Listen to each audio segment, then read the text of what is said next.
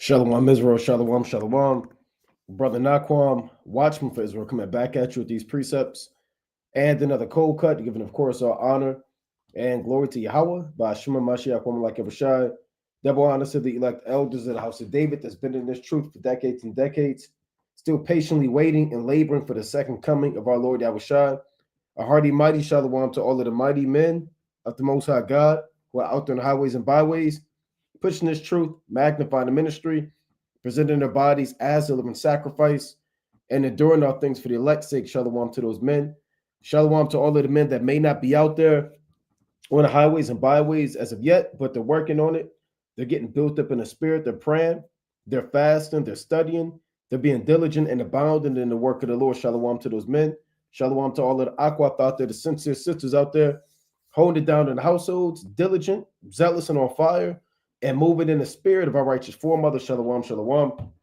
Shalom to the ancient men, the children, the elected visitors scattered abroad throughout the four corners of the earth, and everybody tuning in live on another midnight Sabbaths. LA fires is punishment from God on white people, right? And that's plain.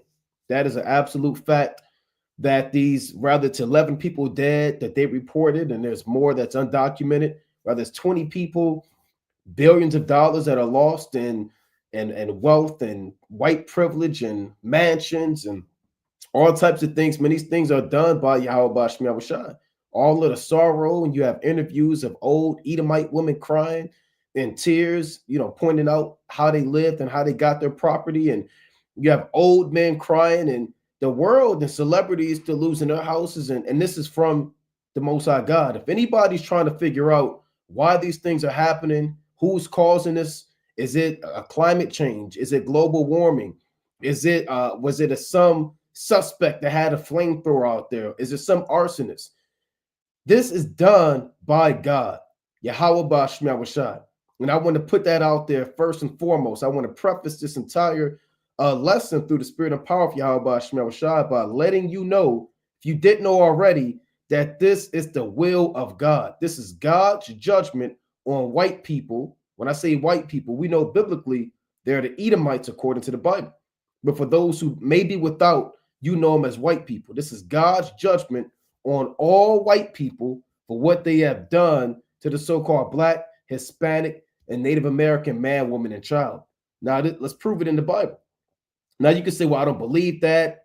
I believe in global warming. I believe that this is climate change. Well, the Most High doesn't care what you believe, man. The Most High doesn't care what you believe. These things, and let's go to the classic verse, man. We bring this verse out all the time and just about every time when there's judgment from on high, man.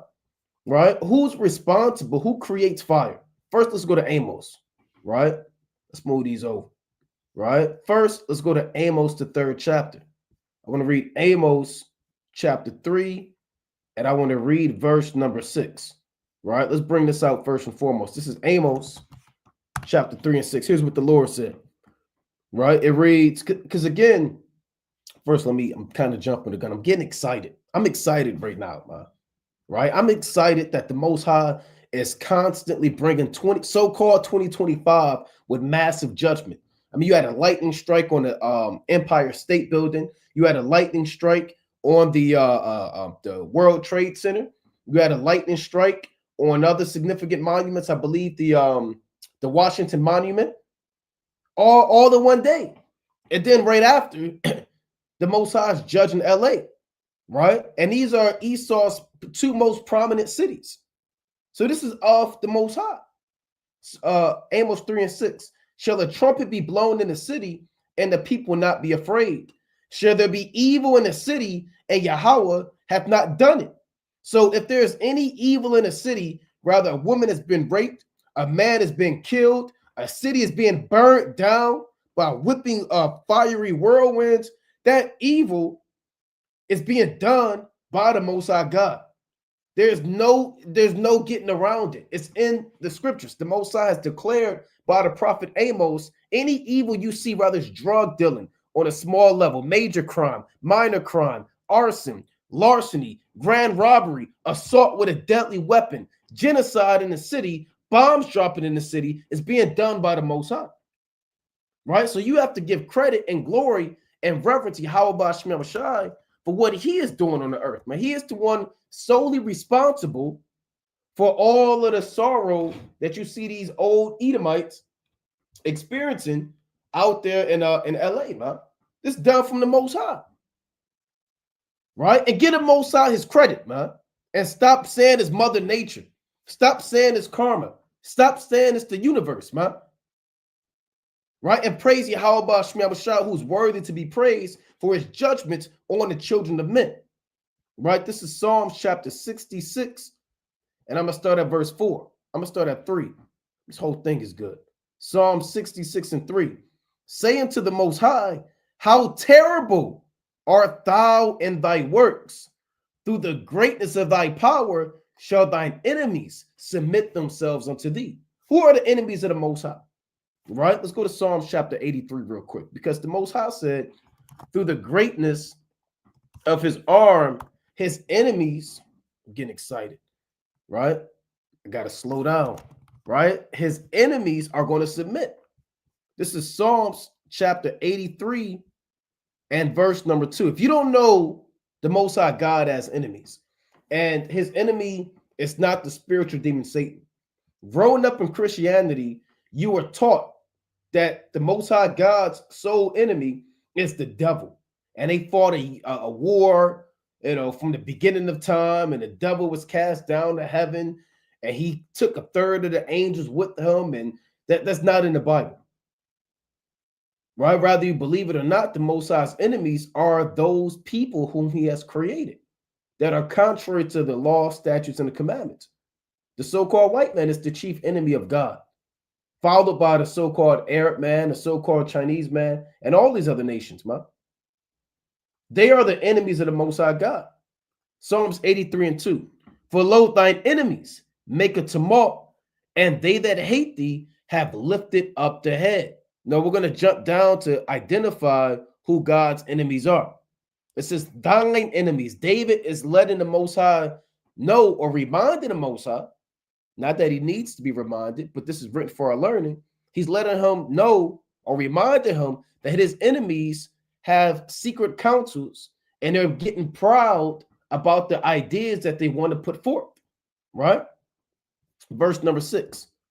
The tabernacles of Edom and the Ishmaelites, of Moab and the Hagarenes, Gabal and Ammon and Amalek, the Philistines, with the inhabitants of Tyre. Ashur also is joined with them. They have hope in the children of Lot. So you have the Edomites, which is the so-called white man. Your Ishmaelites are your so-called Arabs. Your Moab is your so-called Chinese. Your Hagarenes are your so-called Egyptians and ancient Philistines. Gabal is a so-called Hamitic tribe. Ammon are your so-called Japanese. Amalek is the so-called Jew. The Philistines are your modern day, really they're your ancient Africans, but now they're modern day Palestinians with the inhabitants of Tyre. Those are the people that live in Lebanon of Hamitic descent. Ashur, those are your Assyrians, right, who live in that land currently to this day. They have hope in the children of Lot. So the enemies of God are being judged for what they have done to the people of God and against the Most High. So when you go back to Psalms chapter 66 and 3, it reads, say unto the Most High, how terrible art thou in thy works. And only the Most High can whip up a firestorm, man, to reap through and target. Like you got in a scope, man, with a red dot aimed right at Cali, man. Only the Most High could do that. That's so terrible.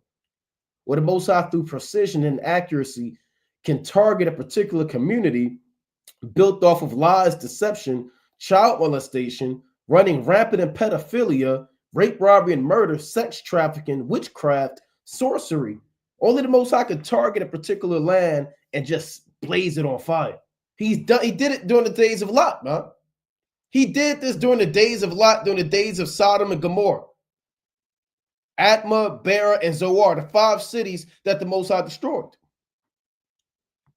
Through the greatness of thy power shall thine enemies submit themselves unto thee.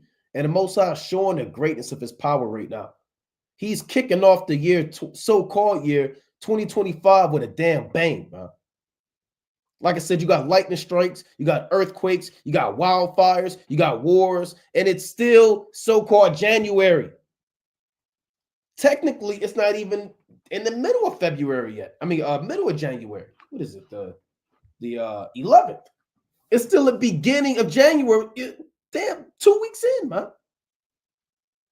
You got blood moons. You got brothers seeing blood moons. You got chariot sightings. Verse number 4. So I'm excited. I'm excited, man. This is not a day, again, where we're going to pray for California. Now, we pray that the Most High protects the brothers, you know, that are in that area, the brothers in Israel that believe in Yahweh Shema Rashad. You understand? We pray that the Most High keeps the angels around them and that they remain protected and encouraged and faithful in Yahweh Shema Rashad. But as for everybody else and everything else, we're not praying for them. Huh? We're not doing a canned food drive. We're not praying that the Most High, you know, just takes the fire away from their houses. Part of the prayers and the curses is asking the Most High to send fire in our houses. When we say Yahweh Shema Rashad Shalak Ashba Shem Bayath, we're praying that the Most High sends fire into their house. That's part of the curses that we throw up day in and day out. So this is very well maybe an answer to a lot of you brothers' prayers, man. Right? Let's read on. Psalm 66:4. All the earth shall worship thee and shall sing unto thee. They shall sing to thy name, Selah. Come and see the works of the Most High. He is terrible in his doing toward the children of men. And the Most High is terrible. Come and see the works of the Most High, man. Check out the lightning strikes, man. Check out the wildfires. Check out people running for their lives. Check out celebrities' homes who are damn well-known child molesters, baby poppers, blood drinkers, warlocks, and wizards. Watch all of their homes get burnt down with targeted precision from Yahweh Shema Rashad and his infinite death angels. Come and see the works of the Most High, man. These are the works of Yahweh Shema Rashad. Right? It is, man. Let's see the works of the Most High. He is terrible in his doing toward the children of men. Right? Let's pull this up, man. And who are the children of men? The other nations. Those are the children of men. Right? So this is thousands of structures burnt to the ground in LA fire. And LA is a demonic city. Right? I mean, what righteousness is being made manifest in LA? California is the most homosexual, and this is uncut. Right? This is WFI uncut, unfiltered. There's the most homosexuals in California than any other state. Most child molesters, pedophiles, warlocks in Hollywood, wizards, creeps, gangbangers, niggerdom, violence, murder, sorcery, necromancy, charmers, enchantments. There's nothing righteous in California outside of the brothers in Israel that are in Yahweh Shema Rashad, prophesying the downfall of that place and pushing the word on a high level. Everything else is made to be destroyed, man. Because nothing but wickedness, bloodshed. I mean, California was founded in bloodshed, man. When you damn Edomites went over there, claiming to find gold, destroyed the Aztecs, destroyed the so-called indigenous tribes of that land, man. Raped, robbed, and murdered them, chopped off their arms, chopped off their damn thumbs, chopped off their noses if they couldn't find the gold, burnt them at the stake, raped their women, sent them into slavery, put them in gold mines, made them dig holes, burnt them, showing the absolute devastation in the oppressed them, falsified their identity, assimilated them into your boarding schools or communities, made them cut their hair, burn their fringes off, put them on reservations. And we can go on and on and on about the atrocities and the bloodshed and the murders that have been done in California, man. So like they say, you could spare me with pray for California. I hope they do better. I hope they get well. The hell with California, man. And its entire society. So let's see the works of the Most High. He is terrible in his doing toward the children of men. Pacific Palisades. The footage reveals mile after mile of scorched earth where beautiful homes once existed. The devastation is complete and just jaw-dropping. Officials now say thousands of structures have burned to the ground. Today, now you got brothers saying, well, maybe this is man-made, maybe it's not. Hey, guess what? At the end of the day, it's God-made. It doesn't matter. Rather, the Most High put the spirit on the man to have a directed energy weapon, or rather, the Most High just sent the death angel to heap up fire upon fire. It's still the will of the Most High. Regardless, this is the judgment from on God, right? From on high, from the Most High God. The devastation is complete and just jaw-dropping. Officials now say thousands of structures, this is fair use, right? Fair use, have burned to the ground. Today, the Pacific Palisades is still on fire. The frustration, of course, is for firefighters. It's like a giant game of whack-a-mole. You never know where the fire is going to hopscotch. Well, you never know where it's going to damn so-called hopscotch, because this isn't by man. Man is predictable, right? Man has an MO. He has a track record. You know, certain arsonists, they have certain things that they do. They pop up in front of their fires. They like to watch their fires from a distance. You can kind of scope out the crowd, see who's smiling, and you can kind of figure out where they're going to be at next, man. Maybe they have people they had alts with, or, you know, their cities they got locked up in, they want to burn down. But guess what? You can't predict the Most High, right? You can't predict the Most High. Hey, there are people that just explode. There's a thing called spontaneous combustion, man. You could just be sitting down in your room and see smoke and start damn patting your damn arm, and you catching fire, man. The Most High could just have you catch on fire. How are you going to predict Yahweh Shemashai when he can just explode you just like that, man? That's a real thing. Got to try to figure out where the fire is coming from. Right? You devil, you're supposed to know every damn thing. And you can't figure out the works of the Most High. That's why this is judgment. What did I title this? The LA fires are judgment. What is this title? Let me actually get this right, man. Let's not play any games. LA fires is punishment from God on white people. And if you're a so-called white man watching this, man, we're just getting started. Right? We're just getting started. Today, the Pacific Palisades is still on fire. The frustration, of course, is for firefighters. It's like a giant game of whack-a-mole. You never know where the fire is going to hopscotch. Hours ago, this house was fine, but it caught fire this morning. The entire house was decimated by flames. The entire house was decimated, destroyed by flames. Hours ago, it was fine. Next thing you know, it's burnt down. That's the will of the Most High. Don't you know that there are actual angels that are created for vengeance? Dramatic footage. Don't we know that by now? Have we brought that precept out enough that there be spirits created for vengeance? Right, let me read that real quick. Which in a fury lay on sore strokes. In the time of the destruction, they pour out their force and appease the wrath of him that made them. Fire and hail, famine and death. Right, let's pull this up. Let's go to Ecclesiasticus, chapter 39 and 28. Right? Let's give honor and glory to Yahweh Shai, who is worthy to be praised for his judgments that he has put on our enemies, man. For all the injustice that they've done to the Aztecs, all of the murder that they've done to our people, all of the lynching and the killing, and all of the sex trafficking. God knows how many countless young so-called black baby boys and girls who have went missing, sex trafficked to Hollywood, popped and sold, spells and warlocks that are done to the so-called black, Hispanic, and Native American man community, man. I mean, the entire music industry runs through Hollywood. The entire celebrity industry runs through California.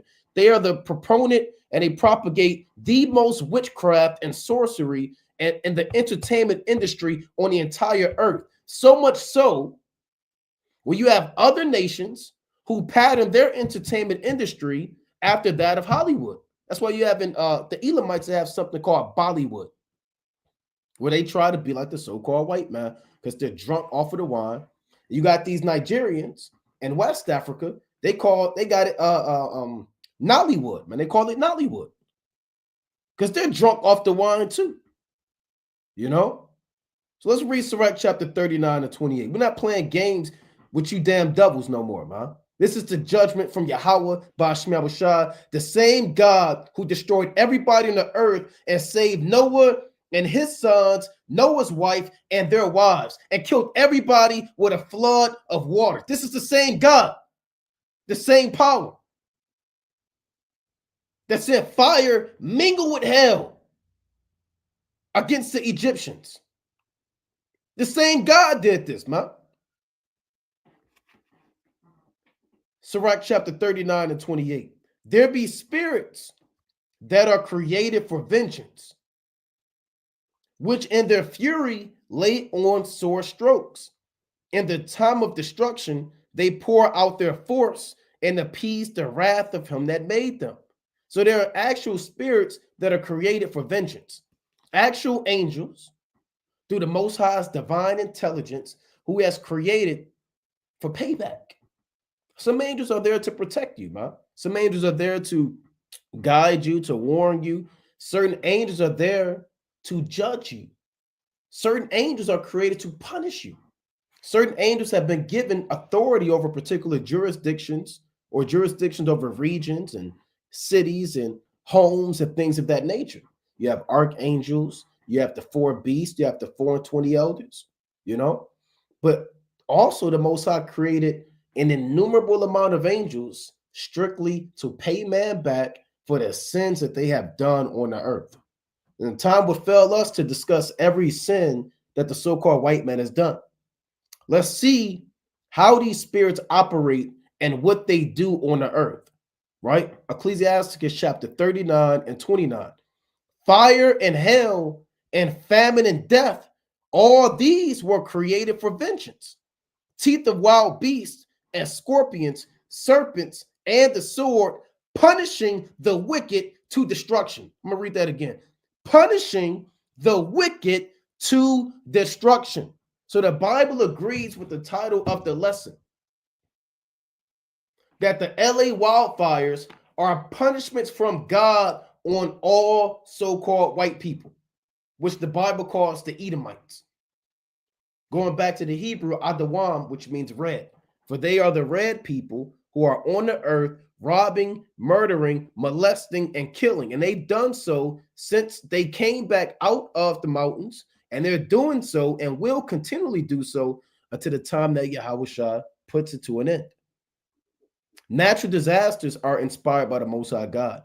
Hurricanes, tsunamis, typhoons, wildfires, earthquakes. These things are done by God to judge men for the sins that they have committed on the earth. Right? Let's go to Psalms chapter 148. Right? Let's go to Psalms chapter 148. And then I'm gonna play the rest of this video, man. Right? We got a lot we want to get into. We want to give credit to the Most High. And the problem with man is man always wants to receive a name for themselves, right? Man always wants to put himself in a position where he can be exalted, or, you know, put himself in a situation or a position where he has the upper hand, where men can praise him. And his name can be spread abroad, or he can become famous, and he can receive some type of notoriety, man, and prestige, right? To hell with man. Give credit to Yahweh Ba'ashem Yahushua. Say, call Lord Yahweh Ba'ashem Yahushua for what he's doing on the earth right now. Praise Yahweh Ba'ashem Yahushua. Don't give a damn about man, right? This is about Yahweh Ba'ashem Yahushua and what he's doing on the earth, man. The Lord said, even for the same purpose have I raised thee up, that my name might be declared throughout all the earth. The Lord is doing this so his name can be declared throughout all the earth. You think that these meteorologists are going to say this is done by Yahweh Ba'ashem Yahushua? You think these men, these action reporters on site are going to say this is the work of Yahweh Ba'ashem Yahushua? We have to say that. We have to speak about the works of the Most High. We have to proclaim that this is the judgment the judgment from on high, from the creator of heaven and earth. We have to say that. We have to speak and talk of the wonderful, mighty, terrible works of Yahweh Ba'ashem Yahushua, because if we don't do it, who else is going to do it? It's going to fall in silence if we don't speak up. Psalms chapter 148 and verse number 5, right? Psalms 148 and 5. Let them praise the name of Yahweh, for he commanded and they were created. He hath also established them, it's like he hath also established them forever and ever. He hath made a decree which shall not pass. Praise Yahweh, Bashmel Shai, from the earth, yea, dragons and all deeps, fire and hail, sword and vapor, stormy wind, fulfilling his word. So the Lord has stormy winds that fulfill his word, and they're calling this a pretty much a whirlwind of fire, right? That's what you call an inferno. You know, the Lord said there's fire, hail, vapors, and stormy winds that fulfill his word. And that's a precept that link up with Sirach 39 that shows that this is done by the angels. There's an actual angel. Since I'm going through a few precepts, I'm gonna actually share the screen. There are actual angels that have power over the elements, that control the wind. There are angels that control darkness. There are angels that control men being protected, right? There are angels like Michael, who's the chief archangel over the elect of Israel, man. There's an angel that has power over the fire, right? Let's go to Revelation chapter 14 and verse number 18, right? Let's talk about Yahweh Bashmi Awashad, man, right? What else are we going to talk about, man? It's the Shabbat. It's the day of the Lord. Revelation chapter 14 and 18. And another angel came out from the altar, which had power over fire, and cried with a loud cry to him that had the sharp sickle, saying, thrust in thy sharp sickle, and gather the clusters of the vine of the earth, for her grapes are fully ripe. And this is speaking about during the days of the Valley of Jehoshaphat, at the peak of World War III, when Yahushua returns. The point that we want is the angels in their priesthood, right? As he comes out from the altar, this angel has power over fire, right? Whether that's the fire of the altar or fire on the earth. Guess what? These elements are controlled by the Most High, man. When there's a flood, there's the angel of the waters, right? There's angels that manipulate the winds, right? Who have storms like Euroclydon named after them, right? Revelation chapter 16 and 5. And I heard the angel of the waters say, thou art righteous, O Lord, which art and was and shall be, because thou hast judged us. So in Revelation 14 and 18, you had the angel that have power over fire. In Revelation 16 and 5, you have the angel of the waters. So all of the elements that you know of, they are actually being controlled and orchestrated by the Most High through his spirits. So we're not surprised when we see, rather, I'll put it like this, we're not questioning the source of the fire.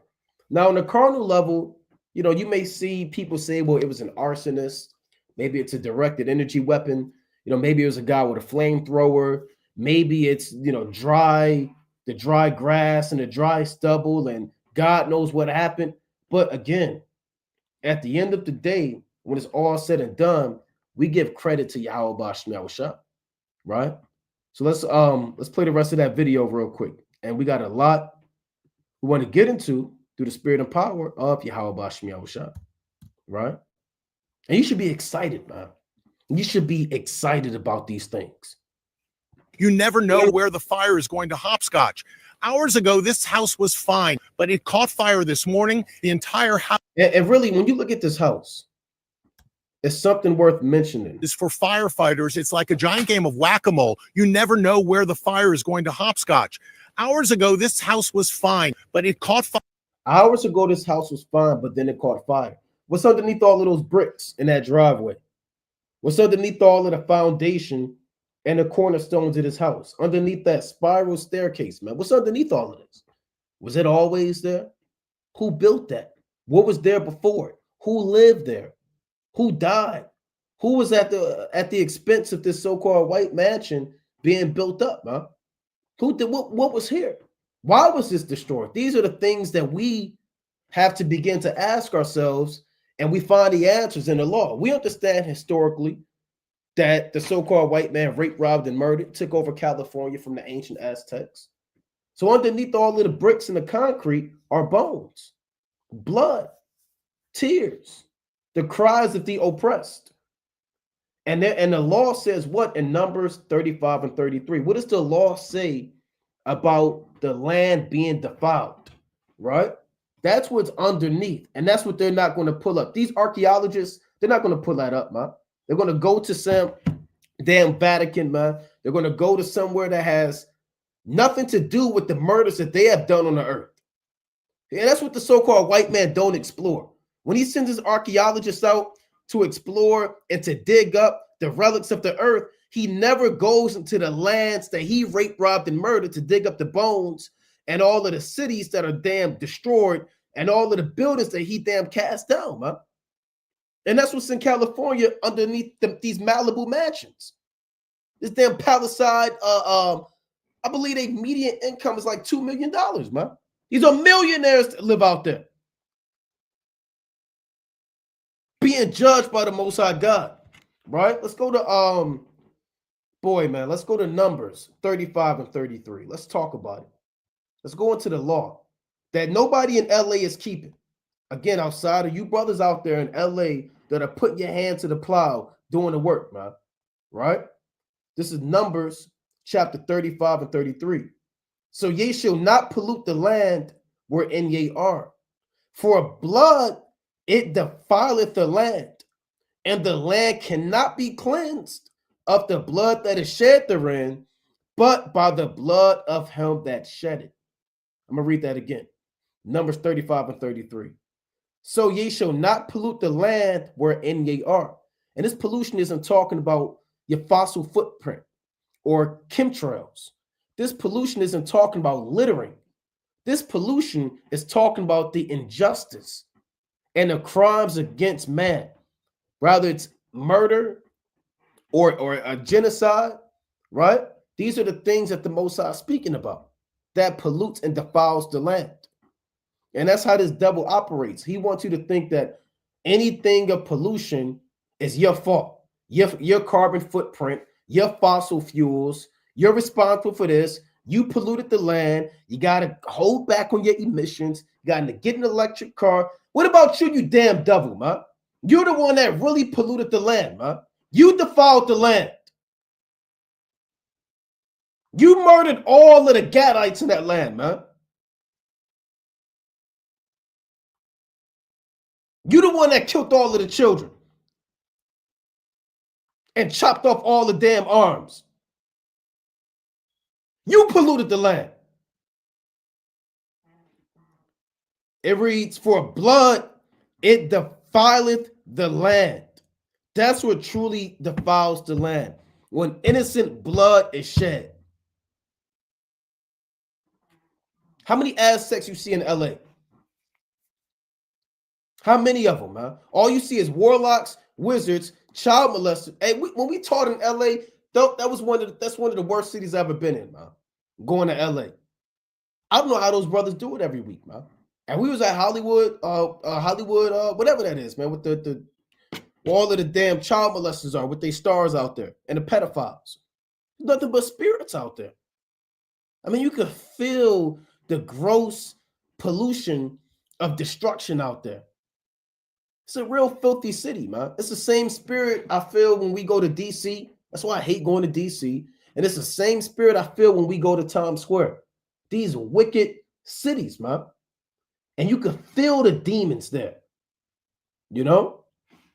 It says, for blood it defileth the land, and the land cannot be cleansed of the blood that is shed therein, but by the blood of him that shed it. So you could try to make Cali look nice and clean it up and put mansions there and, you know, make the streets all nice and clean up the potholes and put them multi-billion-dollar celebrities there, but it's never cleansed. Street sweepers can't cleanse this, man, right? Trash collectors can't cleanse this that come every damn Thursday. This cleansing, in order to cleanse this, The Most High has to cleanse this. He has to purify. And what is more of a purifying agent on the earth than fire? The three main elements that have been created by Yahweh Shai as purifying agents are blood, fire, and water. Blood for your soul and spirit as you repent and come back to the living God. Water, read Genesis, the 7th chapter, and see how the Most High destroyed the earth with a flood. On the 17th day of the 2nd month, the foundations of the great deep were broken up. The Most High did that, man. He cleansed the earth of all murder, all war, all violence. He did that through water. And the Most High, he said in Ecclesiastes chapter 3 and 15, that which has been is now, and that which is to be hath already been, and the Most High requires that which is past. So cleansing the earth has to happen again. This time it's coming by fire. What you're looking at is a foreshadowing and a figure of the destruction of America and the judgment on all white people for the murders and the crimes against the children of Israel and Yahweh Shai. This is a foreshadowing and a figure.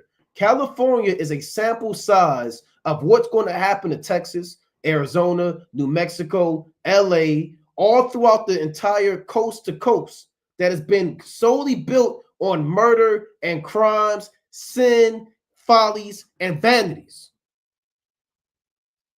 Let's go to Job chapter 20, right? Let's go to Job chapter 20. We're not playing with you damn devils, man.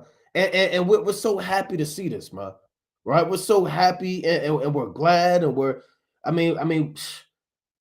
words, man, can't describe how excited we are. And if you're not excited about this and you're in this truth and this is just the whole hum moment for you, you got a problem. I'm gonna put that out there. You got a problem, man. Because who the Lord said, I know I'm paraphrasing a lot, but it's a spirit. Ecclesiastes chapter 25, man. 7 on down. When the Lord speaks about he that liveth to see the fall of his enemies, you should want to see the fall of your enemy, right? It should make you happy. Job chapter 18. This is Job chapter 18 and verse number 14, right? Job 18. Let me pull it up on the screen, and I'm gonna go back to this. I want to finish this clip because again, there's a lot we want to get into through the spirit and power of Yahweh Shai. Right? Let's go to Job chapter 18 and verse number 14. Right? I'm gonna read 14, and I have to read 15. Right? I have to read 15. Job chapter 18 and 14. His confidence shall be rooted out of his tabernacle, and it shall bring him to the king of terrors. And the so-called white man's confidence is being rooted out. He doesn't know why his Washington Monument has been struck by lightning on the exact same day that the Empire State Building was, which just so happens to be the same day that the World Trade Center was struck by lightning, which is the same day that the Capitol Building was struck by lightning, which a week or two later, his cities of Hollywood and Malibu and California, where millionaires and celebrities live, are all on fire. He doesn't have an answer. Read Isaiah the 47th chapter, when the Lord speaks about telling your stargazers and monthly prognosticators, get them to stand up to see if they can stop the judgments that he's doing on the earth. So his confidence is rooted out, man. He doesn't have an answer. And he spent so many years being a fraud, pretending like he knows something, pretending like he could change time and laws and be the Most High. But what can he do against these fires? Oh, white man, right? What can you do, man? You done cut. When you look up how they ran their economy, they done cut damn they 18 million or $18 billion, and now they're of their fire department and their water system to the point where they can't even extract the water from the fire hydrants to put out the fire. Who made them make that folly decision? The Most High. He's slowly breaking this devil down day by day, minute by minute. And this is a hell of a year, man. This is a hell of a year, right? It reads, and it shall bring him to the king of terrors. And the Most High is the king of terrors. Anything terrible, anything horrible that's ever happened to you, We love to break it to you. It was done by the Most High, right? He's the king of terrors. Any nightmare you had, it was done by the Most High. Any pain or trauma that you've been through, it was done by the Most High.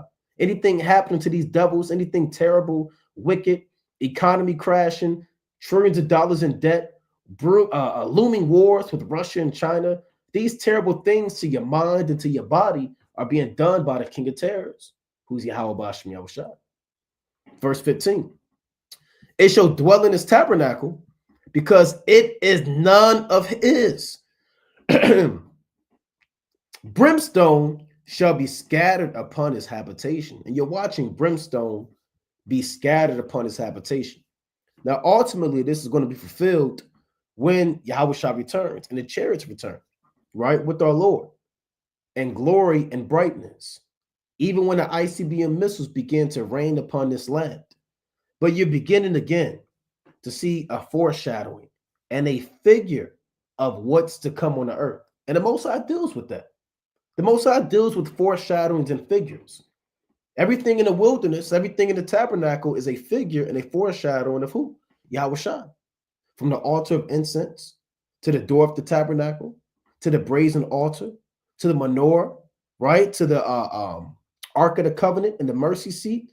All of these things are a figure and a physical representation of Yahushua, right? So this is a common theme, for lack of better terms, with Yahweh Bashem Yahushua. He'll give you a figure and he'll foreshadow you about what he's going to do on the earth.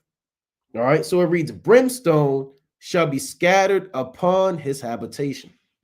Let's go to Baruch, the 4th chapter, real quick. Like I said, I know I want to get into that video, but this is Baruch chapter 4. This whole thing is good. Let's start at verse number 30. Baruch chapter 4 and 30. Right? It reads, take a good heart, O Jerusalem, for he that gave thee that name will comfort thee.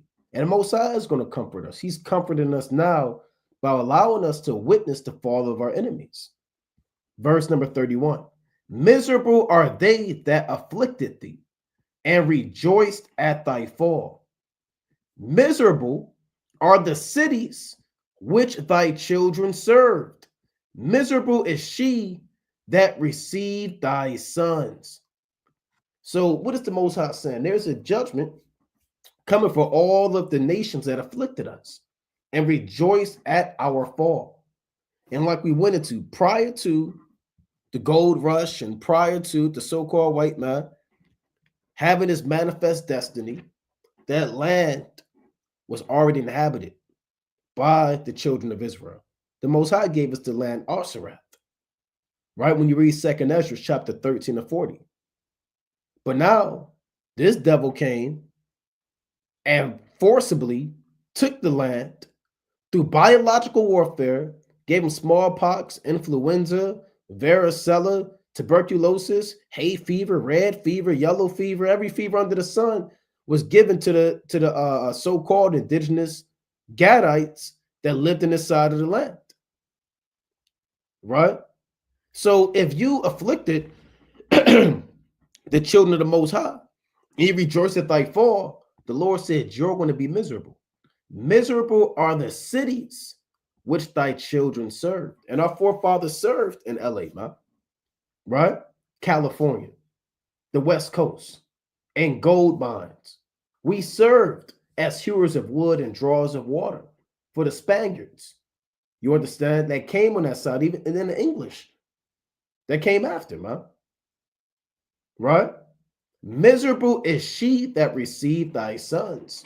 So there's not a place, really not a continent, not too many countries where our people have not been sent to serve in bondage. And any country, whether you are a so-called third world country or you're Babylon the Great, there is a miserable judgment coming for you. Whether it's today or it's completed when Yahushua returns. Right? For as she rejoiced at thy ruin and was glad of thy fall, so shall she be grieved for her own desolation. For I will take away the rejoicing of her great multitude and her pride shall be turned into mourning. And California is a sodomite state, man. When you look up, that's what the Lord said, her pride shall be turned to mourning. Her pride is, and she exalt herself as the Most High, as Yahweh shine the angels, but also pride, as in Pride Month, as in Pride Fest, as in I could be a flaming sodomite and nobody can judge me for it. So the Most High said that, for I will take away the rejoicing of her great multitude, and her pride shall be turned into mourning. For a fire shall come upon her from the everlasting, long to endure, and she shall be inhabited of devils for a great time. So there's fire coming upon her from the everlasting. Now, these are states. This is a map. I didn't create this. I don't have time to make this. Esau made this. Ask the damn devil that he did in his pride. States with the highest rate of same-sex married couples. Same-sex married couples are more likely than their straight counterparts to live in major metropolitan areas and coastal states. Right? They want to live in a city because everything's convenient. They don't like rough lives. They want everything at their fingertips. Right? Now look at the dark blue. Okay, here's your map key, right? Everything in the light, that kind of light green, is less than 0.2%. And you can kind of see how the map is, or the map legend is put together. Anything from 0.20 to 0.40% is a turquoise. Anything from 0.40 to 0.60 is a kind of a lighter blue, and it gets darker. The point is, the more darker the color, the more sodomites you have. Now, look at this. Look at California. California, Oregon, Massachusetts, what is that? Vermont or New Hampshire, one of those states, and Delaware. Look at these states, man. Right? Now you can say, well, California has the most people anyway. Well, what does that have to do with anything? You got people defending that. Well, of course they have the highest rate. There's more people. Hey, there shouldn't be anyone any damn way. So California is the most sodomite, and these are what? 5 states? 1, 2, 3, 4, 5. Hey, the Lord destroyed 5 cities, right? And you have 5 states with more than 0.80% of same-sex married couples. 5 states. Oregon, that's was that Washington? Salakia, Washington, California, Massachusetts, Delaware, and my geography ain't that sharp, but I believe that's New Hampshire or Vermont. The brother could, correct me if I'm wrong. It's one of those, I believe it's Vermont. Now that's not ironic. That's in the spirit, man, because the Lord destroyed 5 cities of Sodom and Gomorrah. You got 5 major states full of sodomy, right? When you read Wisdom of Solomon, you read about fire that came down on the 5 cities, right? Let's go to Wisdom of Solomon, right? The 10th chapter. Didn't the Most High judge Sodom with major fire, right? Let's go to Wisdom of Solomon, right? This is Wisdom of Solomon, chapter 10 and verse number 6, right? Wisdom of Solomon, chapter 10 and 6. It reads, when the ungodly perished, she delivered the righteous man who fled from the fire which fell down upon the 5 cities. And I wouldn't be surprised if if Washington, they start catching fire, or what was that? Vermont or Delaware, man. The Lord said he had fire that fell down upon the 5 cities. Sodom and Gomorrah were just 2 of them, but there were also 3 other cities: Atma, Zoar, and Beor, right? Those are the other cities that were also destroyed. And you can't tell me that California is not a state of pure sodomy, freakism, madness, lust, illicit sex, sexual immorality, just outright damn nastiness. creepism, voyeurs, damn touchers and gropers, human traffickers, sex traffickers, child traffickers, organ traffickers, elite, fat, old white men who at the audition, if you want your son and your daughter to be a star, they got to spend 10 minutes backstage with the director, which is some old, decrepit white man. And you send your child, a lot of you Negroes, you want your children to be famous, man. You want them to be the next big thing, the next big star. A lot of people flock, they sell all that they have and they go to Hollywood. They'll move out their house and they want to be a star. And they go to California. And all of these children have to get touched. Now you can say, well, hold on, you don't have, you shouldn't go that far. And we're going to talk about it. You got to get groped on. You got to get touched. You got to get freaked off. All these celebrities, man, they all got to get freaked off, man. California is a demonic entity on the earth, right? Let's go to the book, and it's really, this is judgment. Again, this is judgment. We can't express this enough, right? Let's go to the classic, Leviticus chapter 20 and 13, right? Let's go to Leviticus chapter 20 and verse 13. Right? It reads, if a man also lie with mankind as he lied with the woman, both of them have committed an abomination. They shall surely be put to death. Their blood shall be upon them. Right? So again, San Francisco is pure freakism. There's nothing but rainbow flags up and down. LA, same thing. You got men popping men. A lot of those houses that got burnt down was burnt down old Edomite houses, man. Old slave money houses. Old FAGGOT money, man. You know? The Most High burnt that down, man.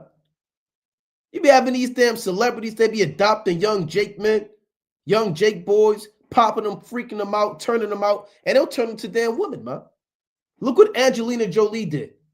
Look what Charlize Theron did. And the list goes on and on. Let me pull up those kids, man. I feel so bad for those kids every time I see them, man. Right? They done turned them to damn women. Right? And these was men.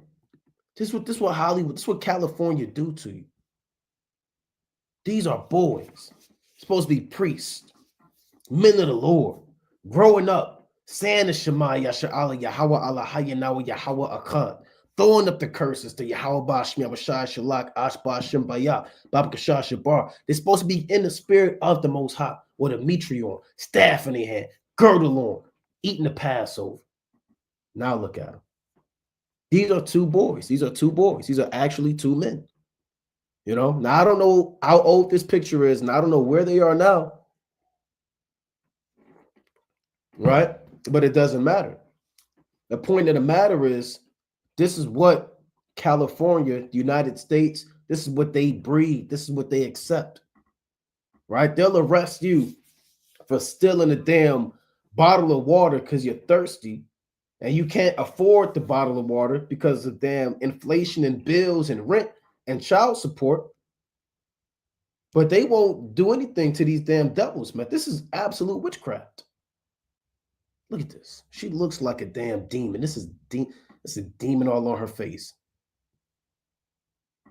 Look at this. Look what Will Smith did to what's his name? Jaden Smith, man. He was kissing them all on the mouth, man. You know, turning them out publicly. Made him a damn sacrifice to the masses of the public and said, here's what I'm doing to my son. Look at Dwayne Wade. All these athletes, celebrities, this entertainment industry, it runs through Hollywood, man. California. Look at this. Started them off young. I'll be damned. Right? Look at this. Got him in some tutus, and he got what is this? A Rapunzel blonde hair extension. Hey, when I was that age, hey, my pops took me to the barber shop. He said, "Give him a damn one. Give him a one." We wasn't wearing a tutu. We was playing football, man. Pick him up, mess him up. You know, out tag racing. You know, we wasn't. Hey, but this is when you're fulfilling the curses, and Deuteronomy 28 and 32, the Lord said, "Thy sons and thy daughters shall be given to another people, and thine eyes shall look and fail with longing for them all the day long, and there shall be no might in thine hand," paraphrasing. Right? So again, this is, look at this. Man, this is sad. Right? This is sad. Look at this. On the right. This is California, man. Now I don't even know if she has a star on the California Hollywood, Walk of Fame kind of deal, but hey, this is what you're dealing with, man. This is the wicked. Let's go to Ecclesiasticus chapter 21, right? Chapter 21, and I want to read verse number 9. Ecclesiasticus chapter 21 and verse 9. The congregation of the wicked is like tow wrapped together, and the end of them is a flame of fire to destroy them. And when we're speaking about the congregation of the wicked, you have wicked Israelites, but we're not talking about Israelites right now. The title of this lesson is that the LA fires is judgment from God, is punishment from God on all white people. They are the congregation of the wicked on the highest level. These celebrities, these directors, these child molesters, these murderers, these wicked politicians, these creeps, right? All of these men, that's the congregation of the wicked that we're speaking about. And a lot of them, they're losing their houses, man. And we couldn't be happier, right? We're not going to do raise money and try to get them. Hey, guess what? This is the judgment. The Lord said it's like tow wrapped together, and the end of them is a flame of fire to destroy them. So we're happy that a lot of these houses are burnt up, man. Right? You even had this guy who came out and said, LA reporter shut down man blaming fires on gay people. The Lord put, I think a Moabite said that. The Lord put the spirit on a Moabite to say that. Right? If I can find that footage, I'll find it. He came out and said that, man. He said, well, why do you think the fires are happening? What's your take on this? What should we do? And he kind of gave a cliche answer at first. And then he kind of came out and said, it might be because all of the gay people. He said that, man. He's a Moabite. Even a Moabite had some type of perception, that's the appropriate word, to understand or discernment that this is bigger than man. This is done by the Most High, right? He blamed this on sodomites. And that's part of it. It's not all of it, but it's part of it, right? Nothing but freakism, sodomites, and wicked men out there. And every day there's something coming out about these celebrities. Nickelodeon, Disney Channel, all of those damn child networks we grew up watching, man. They was all getting popped, all getting touched, man, all getting molested. Their minds all bad, man. And they grow up and they on meth, coke. They be 30 years old, but they look 65 years old. They cover their body with darkness and all these tattoos to cover their traumas. They popping pills. They commit suicide. They blow their brains out. Let's read on.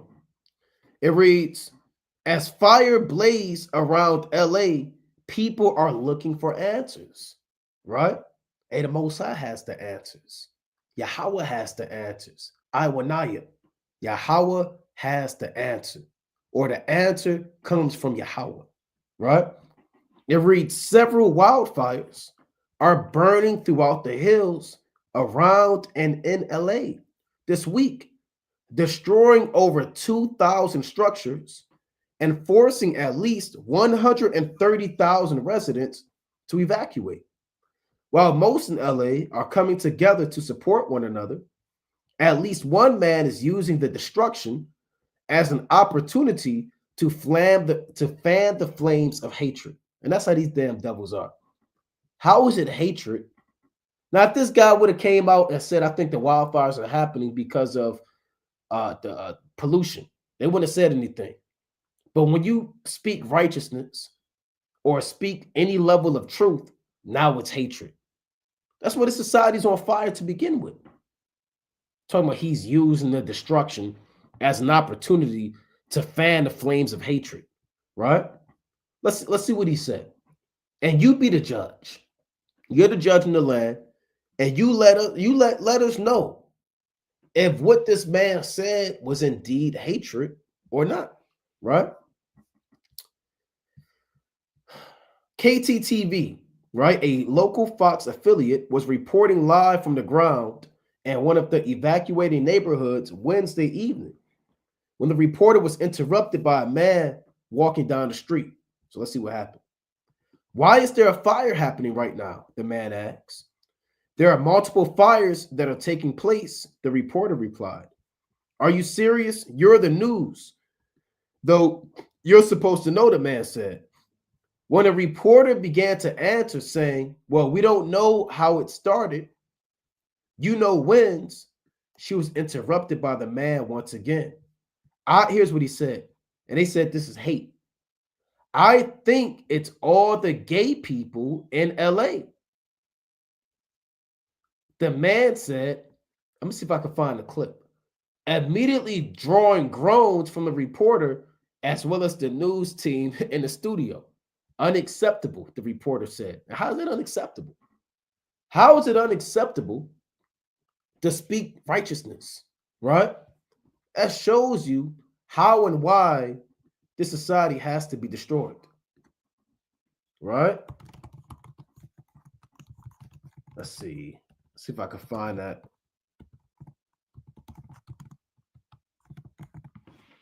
That clip, right? They may not have it, right? If I can find it, I'll pull it up again. But you got you had that man that actually came out and said that, right? Salakia. Bear with me. All right, if I can't find it, that's fine.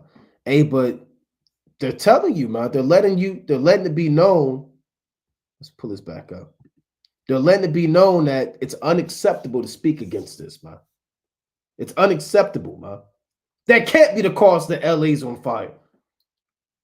It can't be the cause that 10,000 people have to evacuate. That is unacceptable. And that's what the Most High said. They hate him that rebuketh in the gate, man. He's a damn heathen. Right? He's a heathen. Right? Let me get this in Amos chapter 5. Right? Now you can say, well, maybe he's an Israelite, well, we don't know. Right? We know that the Most High used him as a vessel at that moment. Right? Amos chapter 5, right? In verse number 15. It's a classic. Actually, I want Amos. Well, let's read 15. Right? Then we'll jump down. Right? Amos chapter, or jump up. Amos 5 and 15. Hate the evil and love the good and establish judgment and the gate. It may be that the Lord God of hosts will be gracious unto the remnant of Joseph. So you have to establish judgment in the gate, right? You can't close your mouth and turn the blind eye to injustice in the city. You have to establish judgment by letting it be known what is truly acceptable and what is unacceptable, not in your opinion, but according to the laws of the Most High God. Amos 5 and 10. They hate him that rebuketh in the gate, and they abhor him that speaketh uprightly. right? So if you go out and you say, yeah, that's because of the sodomites, the child molesters, the warlocks, the sorcery, the wizardry, and the witchcraft of Babylon the Great in LA and Cali, that's why you have that murders and crimes against the children of Israel. They'll say that's unacceptable, man. They'll blackball you, you know? They'll say that is unacceptable. And he came out and he said that, man. Right? And again, he very well, this guy was a Moabite, man. Right? Allegedly. Right? So let's go to Isaiah. Let's go to Isaiah chapter 59 and 15. Right? Isaiah chapter 59 and 15. Yea, truth faileth, and he that departeth from evil maketh himself a prey. And the Lord saw it, and it displeased him that there was no judgment. So truth is failing, man. Right? There's no high level of the earth looking for Yahweh Bashmerashah.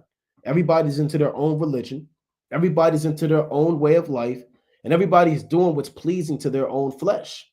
You know, like I tell you in Judges, the 21st chapter, 25. In those days, there was no king in Israel. Everybody did which was right in their own eyes. Truth faileth. And it also reads, here's the point I want. And he that departeth from evil maketh himself a prey. People prey on you. You become the prey. You become the bottom of the food chain. And the predators are the wicked. And they look to devour you and destroy you because you decided to do the right thing. You decided to depart from evil. You decided to repent. You decided to put the blunt down. You decided to not invest your life into becoming something that's vain. As in a celebrity, you're trying to be an entrepreneur of this world and fueling the beast. You departed from evil, but you become a prey. People mock you, scold you. They'll try to kill you, argue with you. And the Lord saw it. The Lord sees that. And it displeased him that there was no judgment. And that's why the Most High is sending judgment, right? Because California, they departed from the ways of the living God. America, within itself, they have not one time kept the laws of the Most High God, right? Let's play this clip real quick. We're not going to play the whole thing, right? But we're going to play a little of this LA fires, right? As the death toll.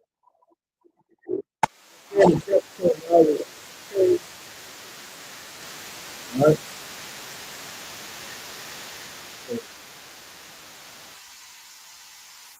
Right, let's play this real quick. Hello there, I'm Tig Enright. We're starting in the United States, where at least 10 people have been killed in the devastating wildfires in Los Angeles, that death toll having been revised upwards just over an hour ago. Around 180,000. Look at that. You got certain people saying it look like it's the apocalypse out there. I've even seen one article, they said it's Armageddon. One of the articles said it looks like Armageddon out there. You got people tapping into these scriptures, man.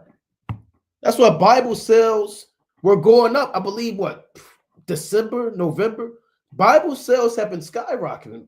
There's a lot of biblical vernacular that's been applied even amongst the public about events on the earth. They're throwing out that word Armageddon. They're throwing out that word apocalypse. They're throwing out that word judgment day. Right? The Most High has a spirit on the earth. Having been revised upwards just over an hour ago. Around 180,000 people have been ordered to leave their homes.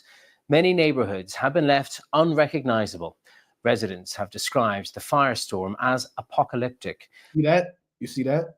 Residents have described the firestorm as apocalyptic. Right? What does apocalyptic mean? Right? Let's pull that up. It say residents have described the firestorm, and I saw a comment say Bibles have been banned in California, right? I believe that was a thing, right? We may look into that and see the veracity of that, right? They banned the Bible in California, right? We'll confirm that. I believe I did hear that though, not too like a few years ago. So let's pull up, what does apocalyptic mean? Apocalypse, right? I'll just show it on the screen, right? So they're saying that these storms are, and he's calling them firestorms. I haven't really heard Esau call it a firestorm before. I've heard wildfires and stuff like that, but not a firestorm, an apocalyptic firestorm. Right? Let's pull this up. Apocalyptic. Let's do apocalypse. It goes back to the word apocalypse. Apocalypse. It means revelation, disclosure. From the Latin apocalypsis, revelation. From the Greek apocalyptine, uncover, disclose, reveal. Right? From apo, like you get apocrypha, right? Which means to cover and conceal. And kel, which means to cover, conceal, or save, right? So apocalypse is pretty much synonymous with revelation, right? With revelation. Now, it's often used, for those who don't know, as judgment for the end of the world. And look, they had it down here. Let's see. See that? Okay, apocalyptism is belief in an imminent end of the present world. You see that? Belief in an imminent end of the present world. So anytime somebody uses the word apocalypse, they're speaking about the end of the present world. And the present world meaning this age of man, the age of the so-called white man ruling the earth and oppressing the earth with power, lust, and vanities. Right? And contrary to popular belief, the entire earth will not be destroyed. Only the age of man is going to be destroyed. This heavens and this earth. Right? Let's get quick precept. Let's go to Revelation chapter 11 to 15. Since we're talking about the apocalypse. That fire you see going on, that is an apocalyptic scene, is a sign and a figure and a foreshadowing of what Yahweh Bashem Yahushua is going to do on the earth. All right. Revelation chapter 11 to 15. And the seventh angel sounded, and there were great voices in heaven, saying, the kingdoms of this world are become the kingdoms of our Lord and of his Mashiach, and he shall reign forever and ever. And that when this seventh angel sounds at the seventh trumpet, and these seven trumpets sound when the seventh seal is open, right? Which goes into the end of World War III. The seventh seal is opened at the ending stage of World War III. When the seventh trumpet sounds, it's finished. And that's when the kingdoms are translated from Russia, China, America, the EU, NATO, North Korea, etc. They're translated to our Lord Yahushua. And the end of this age is done. We're looking forward to the end of this present evil world. And it's going to come by fire, right? It's going to come by fire. Let's go to Revelation chapter 18, right? Revelation chapter 18 and verse number 8. It reads, therefore shall her plagues come in one day. Death. Oh, let's actually start up. This whole thing is good, man. This whole thing is fire, right? Let's start at verse 1. Revelation chapter 18 and 1. And after these things, I saw another angel come down from heaven, having great power, and the earth was lightened with his glory. And this is John the Revelator. He's watching that angel come, and the angel is so bright that the entire earth lights up with his glory. Verse 2. And he cried mightily with a strong voice, saying, Babylon the Great is fallen, and it's become the habitation of devils and the hold of every foul spirit and a cage of every unclean and hateful bird. And that's going to be declared when this place goes down. It's going to be a habitation of wild desert creatures. When you read Isaiah the 13th chapter, Isaiah the 34th chapter, satyrs and owls and things of that nature. And it becomes a graveyard. And you have a lot of spirits that are around the grave, man, unclean spirits. And even today, Babylon the Great is the hold of every foul spirit, right? Every child molester, every pedophile, every damn creep, every man that wanted your son, that lust after his organs. All of these elites, they use Hollywood, Cali, and LA as a major proponent of sin. It's called the City of Angels. That's what Los Angeles means. What kind of angels? Is it the city of righteous angels and righteous spirits of humility, guidance, counsel? Are those the spirits that are in LA? When it says Los Angeles, what kind of angels, what kind of spirits are there? Sodomite spirits, pride spirits, gluttony spirits, covetous spirits, lust spirits, damn greed spirits. You know what people do to become famous? You know what these people have done to become who they are today? The men you see on the red carpet, all of those men who have that star on the Walk of Fame. Let's pull this up.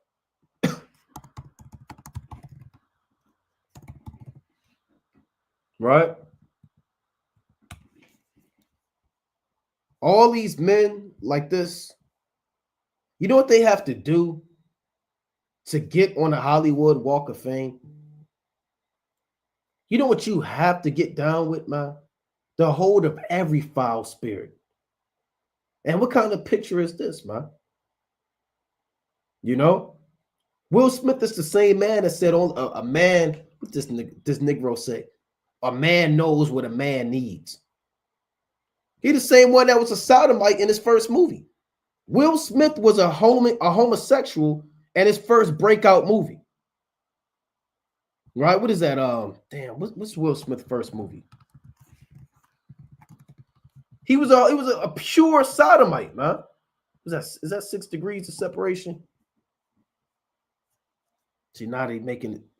Pull up the first movie, man. Here it is, 6 degrees of separation. He was a sodomite, man.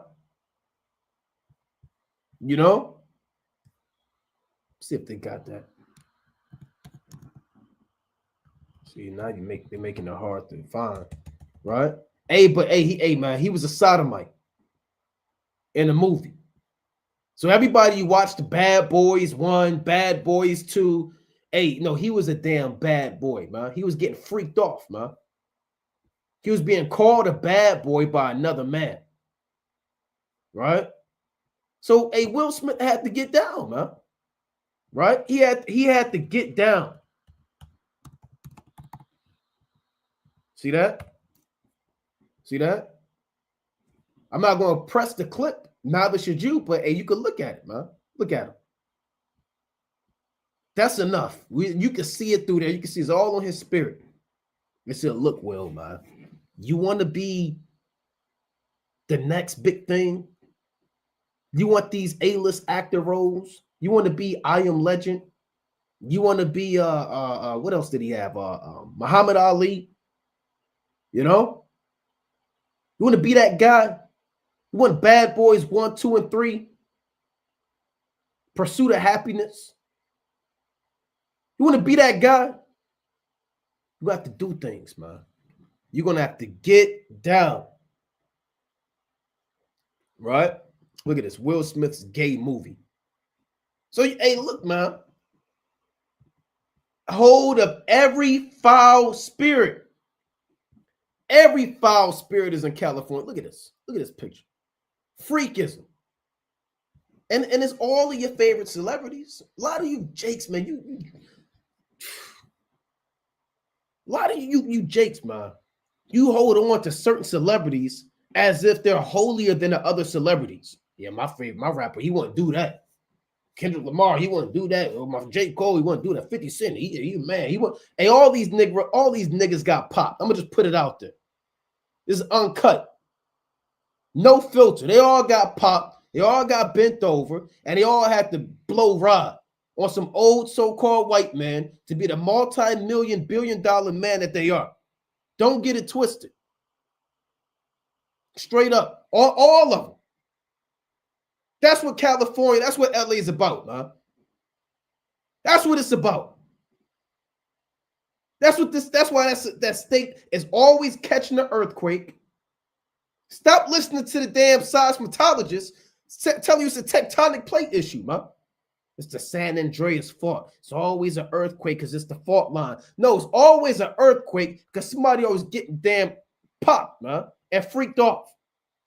It's always a wildfire because there's always sin and madness and wickedness. There's not a state with more natural disasters and earthquakes and wildfires like California. I mean, look at Diddy, man. Right? The diddler. The diddler, man. Right? Look at this. And they made this. Look at this guy. There's freak off parties, man. I'm not even going to type in freak off party. Look at this. Right? What did he do in Hollywood, California, man? Right? That's why in Revelation chapter 18, let's read it again. Revelation 18:2. And he cried mightily with a strong voice, saying, Babylon the great is fallen, and has become the habitation of devils, and the hold of every foul spirit, just nasty spirits. Even these women have to do things, man. It's not just the men. The who's these Beyonce, Rihanna, you know, they have to do things, man. The artist, it all goes through Cali, right? And the cage of every unclean and hateful bird, for all nations, this is Revelation 18:3. For all nations have drunk of the wine of the wrath of her fornication, and the kings of the earth have committed fornication with her, and the merchants of the earth are waxed rich through the abundance of her delicacy. So corporations, through the IMF, through the World Bank, through the Federal Reserve, have been waxed rich by America's trading system and their imports and exports, right? Verse number 4. And I heard another voice from heaven saying, come out of her, my people, that ye be not partakers of her sins, and that ye receive not of her plagues. You have to come out of her. You have to spiritually detach yourself, remove yourself from this society and from the world. And if you don't, you're going to get caught up in these fires. And I'm not talking about a California fire. I'm talking about the fire and brimstone that the Most High sent on the earth through the chariots, man. Then you read Isaiah the 66th chapter, 15 on down. For behold, the Lord will come with fire, and with his chariots like a whirlwind, to render his anger with fury, and his rebuke with flames of fire. For by fire and by his sword will the Lord plead with all flesh, and the slain of the Lord shall be many. That's written. We bring it out all the time. If you don't separate from this society, if you entertain the world, you will be consumed in the destruction that's coming to this earth. And they putting out some of these California fires. They putting out some of them. They got the helicopters and they dropping the chemicals and the water thing. And they're putting out some of these fires. You can't put out the fires from the Most High. You're not going to put out those things, man. Ain't no fire hydrant for that. Ain't no helicopter for that. There's going to be a war in heaven. It's going to take out all those helicopters. If you don't come out of this world and come back to Yahweh Ba'Shem Yahushai as a repentant Israelite, you so-called Black, Hispanic, and Native American man, don't mock California because you're going to get caught up in that thing too, right? You don't want to receive the plagues that come to the society. Revelation 18:5. For her sins have reached unto heaven, and the Most High hath remembered her iniquities, right? It reads, reward her even as she rewarded you, and double unto her double according to her works. And the cup which she hath filled, filled to her double. So imagine that, man. That's almost inconceivable about a nation of people receiving double for what they've done to us. Think about the slavery, the cash. Think about just what happened on a slave ship within itself. Man, them getting period blood, a woman's flour dripping into his mouth, man, into his nose, and rats biting and gnawing inside of your thigh, got cavities, and rats and mice crawling inside of you. They'll grab your woman about the shackles. They'll pop your woman in front of you, throw them off the ship, you know, chisel your teeth out, man, and stuff pork down your throat, pop you in front of your woman and your firstborn son, cut your arm off, man, pull your eye out, tar and feather you, pull you apart with horses. You know, I mean, Tulsa, Oklahoma, the Tuskegee experiment, they drop bombs on our fathers, man. They drop bombs on our mothers, man. Gatling guns, robbery, KKK, lynchings, murders, psychological warfare, terror, injustice, mass industrial prison complex, right? I mean, we can go on and on about what we as a people have, I don't want to say have to go through that nobody else had to go through. You know? So the Lord said double. It's only right that they get double for what they've done to the children of Israel. Right? Verse number 7. How much, and this fits that California lifestyle, verse 7. How much she hath glorified herself and lived deliciously. So much torment and sorrow give her. For she saith in her heart, I sit a queen and am no widow and shall see no sorrow. And these people that live in Malibu, who's that, the Palisades? I mean, they're millionaires, man. They'll spit on you if you saw you, man. They'll look down on you. They want to give you anything, man. A pot to piss in, or how they say, a window to throw it out of, man. If you from the inner city of Baltimore, Chicago, Detroit, you just so happen to stumble and found yourself in these Malibu neighborhoods and mansions, and you'll go missing. They probably got their own damn police. You got LAPD, and then they got their own police. They got their own Amalek neighborhood watch, and they'll grab you up, man. You can't go in those neighborhoods, man. You'll end up an indentured servant, a slave, fool. You seen Get Out. You'll end up on a gurney with all types of stitches in you and your kidney missing, as they sold it to some elite old white Edomite director who's going to make the next movie with a damn sodomite scene in it. Now, if I'm not mistaken, when you look up, let's look up California, right? Let's pull this up. This is the etymology, right? California. It reads, I want to get, let's see, if I'm not mistaken, either LA or California, right? California name origin. Okay, right? This is what I want. The name California comes from the fictional island of California in the 1510 Spanish novel Las Serges de Esplandian, right? The novel was written by Garcia Rodriguez de Montalvo. Now check this out. We read in Revelation 18:7, it said what? Revelation 18:7. How much she hath glorified herself and lived deliciously, so much torment and sorrow give her. For she saith in her heart, I sit a queen and am no widow and shall see no sorrow. So they exalt themselves as if they'll never see sorrow. A lot of this, these fires, this is the first tears that some of these Edomites ever had, man. Some white people, they've never cried before. Now you can say, well, I don't believe that. That's strange. They grew up with a silver spoon in their mouth. They could snap or clap their hands. They have maids and butlers. What they have to cry for, man? What sorrow do they see? You know, somebody outside of being a child and a baby, somebody, they never cried. They never had a bad day. They don't have the days that you have. They don't live how you live.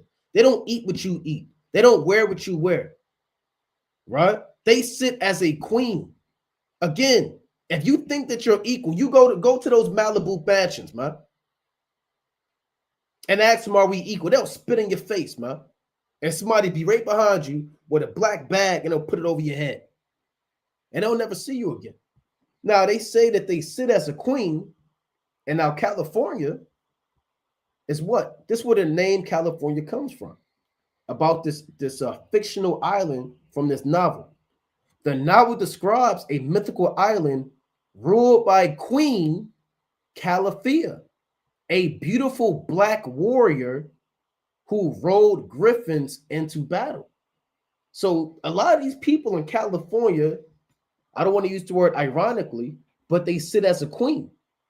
California's on fire, and it just so happens that the origin of California goes back to Queen Calafia, which is a beautiful black warrior, right? Which is actually a queen, right? California's name goes back to a queen, and a lot of them sit as a queen and will say they see no sorrow. Let's pull up Queen, right? This is where they get this from, huh? Right? A so-called black woman, right?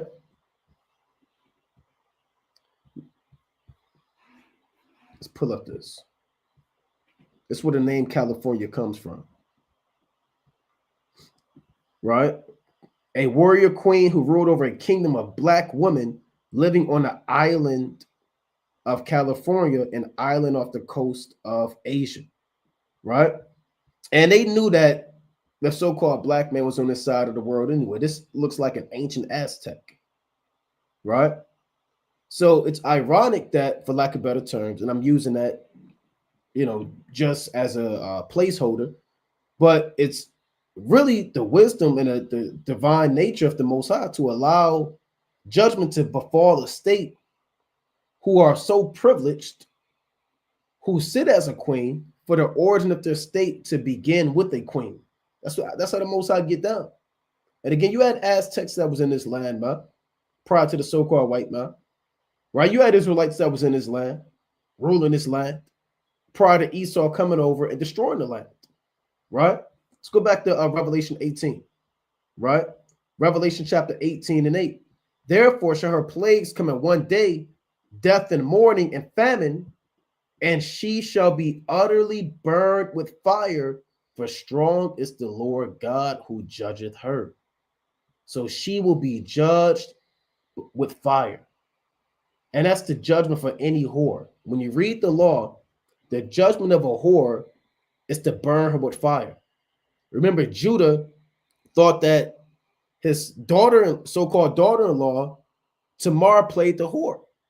And what did Judah say in Genesis, right? The 38th chapter, he said, bring her and burn her with fire, right? Remember, Babylon the Great, they are a whore, right? Let's get that in Genesis real quick for those who may not know, right? Let's go to Genesis chapter 38.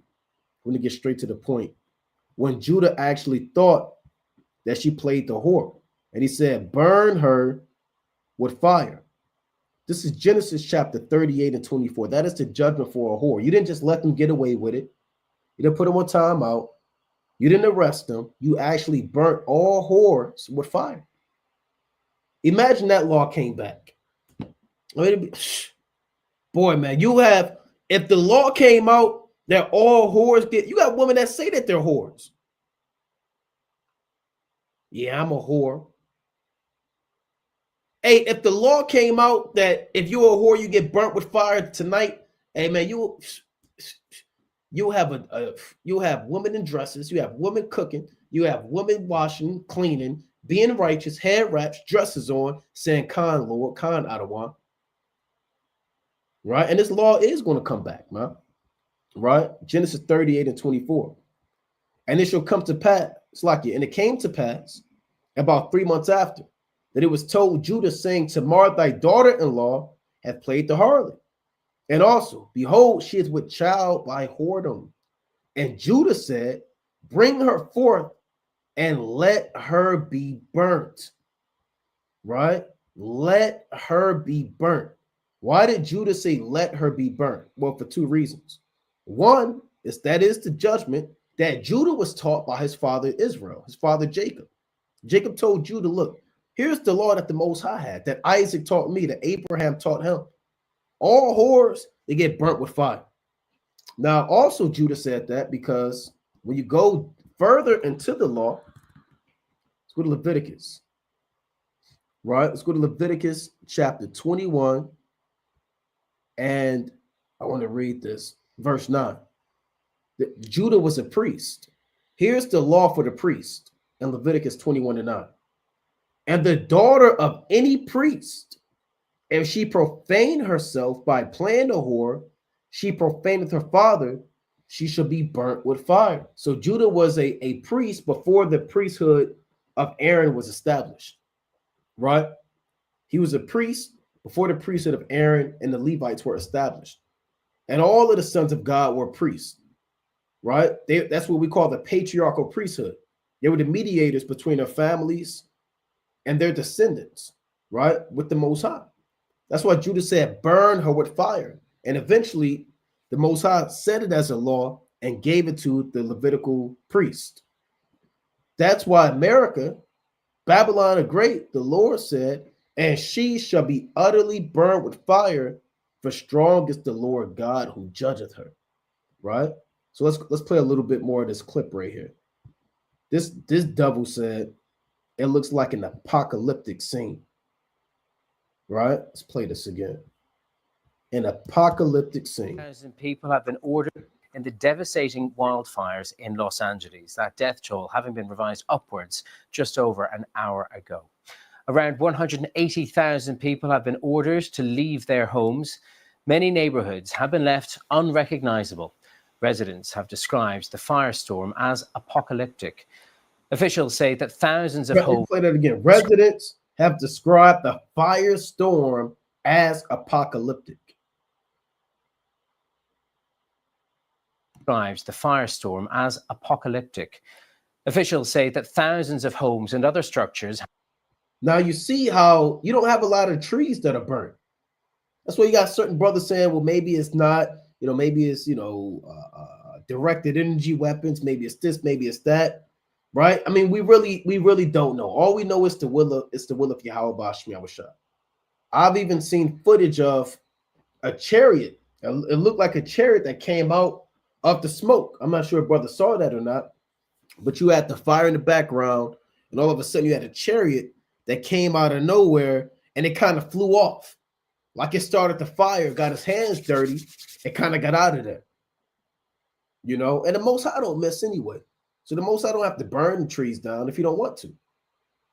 That also lets you know that this is a judgment of the Most High. There's many ways to look at this. When you read the book of 1 Kings, the 13th chapter, you had the prophet that was slain for going to the old prophet house. And when the Lord rebuked him, he said, the lion's going to slay you. Right? And once the lion slew him, they went out to see the prophet, and he saw his dead body in the streets. And there was a lion and there was an ass standing next to each other. Right? And the meaning behind that is that the lion didn't slay the ass and the ass didn't run from the lion, because that was judgment from the Most High. Right? This wasn't a strange coincidence that he got slew by a lion. The fact of the matter is this was done by the Most High. Right? Let me get that account. Right? So to still have trees that are still there and houses burnt up could also be a sign to say this is strictly done by the Most High. He don't miss. Right? Let me actually get that account. And 1 Kings, the 13th chapter. Right? And I'm going to get straight to the point. This is a beautiful chapter right here. Right? Concerning Jeroboam and the old prophet and the young prophet.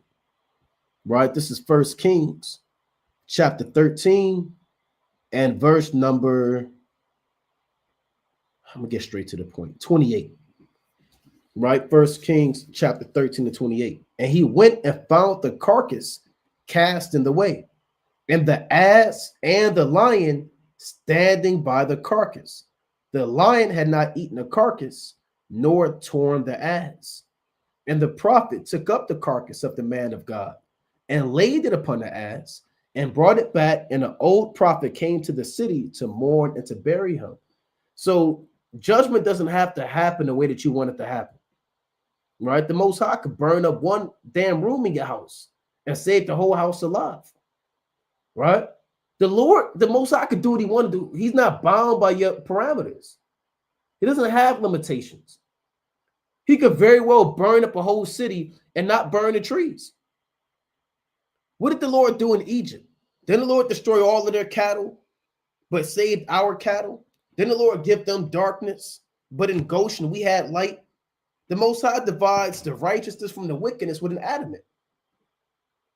And that's more of a judgment to let you know that this is from the Most High, to see all of the houses burnt down, but not the trees. And rather it was done by man or not, the Most High created man. So at the end of the day, it was done by the Most High. Right? So the Lord did that. This is judgment from the Most High. A wise man's going to look at that and say, damn, look at all of the houses burnt. Look at all this, but not the trees are burnt. How did this happen? Because the Lord had it happen. The Lord had it happen. So if Yahweh Shemiah shot. Right? Let's go back to that clip. Right? Let's go back to that clip. Right? And brother, that's a good point. Hurt not the trees nor any green thing. Right? Spiritual. So we have sealed the servants of our God in their foreheads. Right? Storm as apocalyptic. Officials say that thousands of homes. All of the grass right there, but all of the houses burnt up. Even the cars. Homes and other structures have been damaged or destroyed. AccuWeather estimates the damage is expected to be worth at least $135 billion. $135 billion. It could go as high as 150 billion. And the National Guard has been deployed amid reports of looting. The biggest fires have been burning into a third night. Fierce winds have eased, giving firefighters. So you got the Lydia fire, the Hearst fire, the Palisades fire, the Sunset fire, and the Eaton fire. That's again 5 fires. Right? We keep going into that number 5. You have 5 cities, right, that were destroyed in the days of Lot. There were 5 major states that had same-sex marriage. Washington, I believe Vermont, Delaware, California, and there was another one. Then you got these 5 fires: Lydia, Hearst, the Eaton fire, Sunset fire, and the Palisades fire. Now they're coming out saying, well, maybe this was done by a guy with a flamethrower. You know, this guy was an arsonist. We got a suspect under arrest, right? That's what they say. Fighters some respite.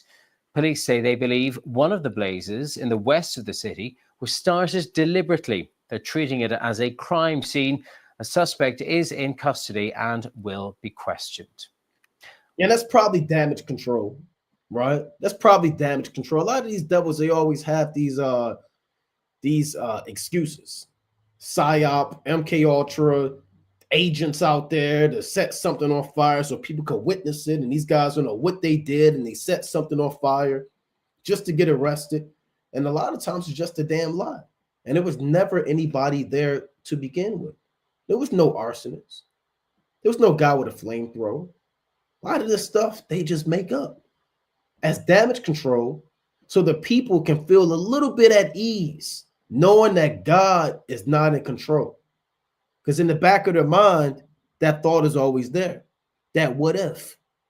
And Esau, his job is to take that what if out the equation and let you know all things are done by man. And it'll always be like man, right? Well, it would always be from man. So you got to listen to these devils, man. We know you devils. We know you. This isn't the damn 1500s, the 1600s, where you could just pull the wool over our eyes, man, and deceive us through your double talk and your forked tongue and your sorcery, man. We have been inspired by Yahweh Shemiah, to bring all of your sins, hypocrisy, and madness to light in the last days, man. And all of your damn witchcraft that you've got us with for the last Lord knows how many years, it's no effect. It is no effect on the men of the Lord. A suspect is in custody deliberately. They're treating it as a crime scene. A suspect is in custody and will be questioned. Our North America correspondent, David Willis. Forgive me. We're going to go across live now or hear the latest from our correspondent, Helena Humphrey. This is fair use. I watched this house burn down live on the news. Yeah, this was a beautiful home. You heard it. She said it was a beautiful home. Okay, you only had a beautiful home because you stole a home of another people. That's the only reason that you was able to even establish a home. Because there was a home there prior to your home. There was a family there before your family. There were memories there before your memories. Tears of happiness and childbirth and painful labors and joy and peace amongst the ancient Gadites that lived in that land before your home was even made, man. We don't give a damn about this. It was a beautiful home. Who cares, man? We're glad that home burnt down to the ground, man. We want more Edomite homes to burn down to the ground. And we hope you Israelites that are in California, you damn gangbangers, you drug dealers, you murderers, you demons, you Crips, you Bloods, you wicked men out there. And this is a judgment and a sign from the Most High too, man. For you to repent, you to get right and come back to the Most High. Now, although this is judgment, we label this as judgment on all so-called white people. Hey, the Lord said that judgment is going to begin at the house of God. And if it first begin at us, where shall the ungodly appear? Paraphrasing greatly. 1 Peter the 4th chapter. You know? Talking about this house had great memories, man. I watched this house burn down live on the news. Yeah, this was a beautiful home. Had a lot of good times here. It's hard to put into words the level of devastation here, but the LA County Sheriff put it bluntly. In some areas, he said, it looks like a bomb had been dropped. See that? Look at that. That dude, it looked like a bomb got dropped, man. That looked like Hiroshima, Nagasaki, you know? Fat boy, little man spirit. Look at that. Look at LA, man. On fire. This isn't just some wildfire in the woods somewhere that got put out in 3 days. This is Los Angeles. A week or two after, lightning has struck the Empire State Building. Lightning struck the Washington Capitol. Lightning struck the World Trade Center. A year prior, lightning struck the Statue of Liberty.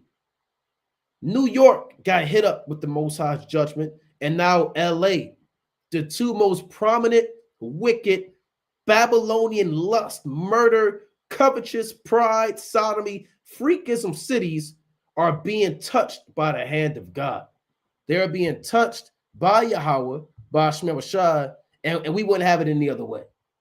We wouldn't have it any other way.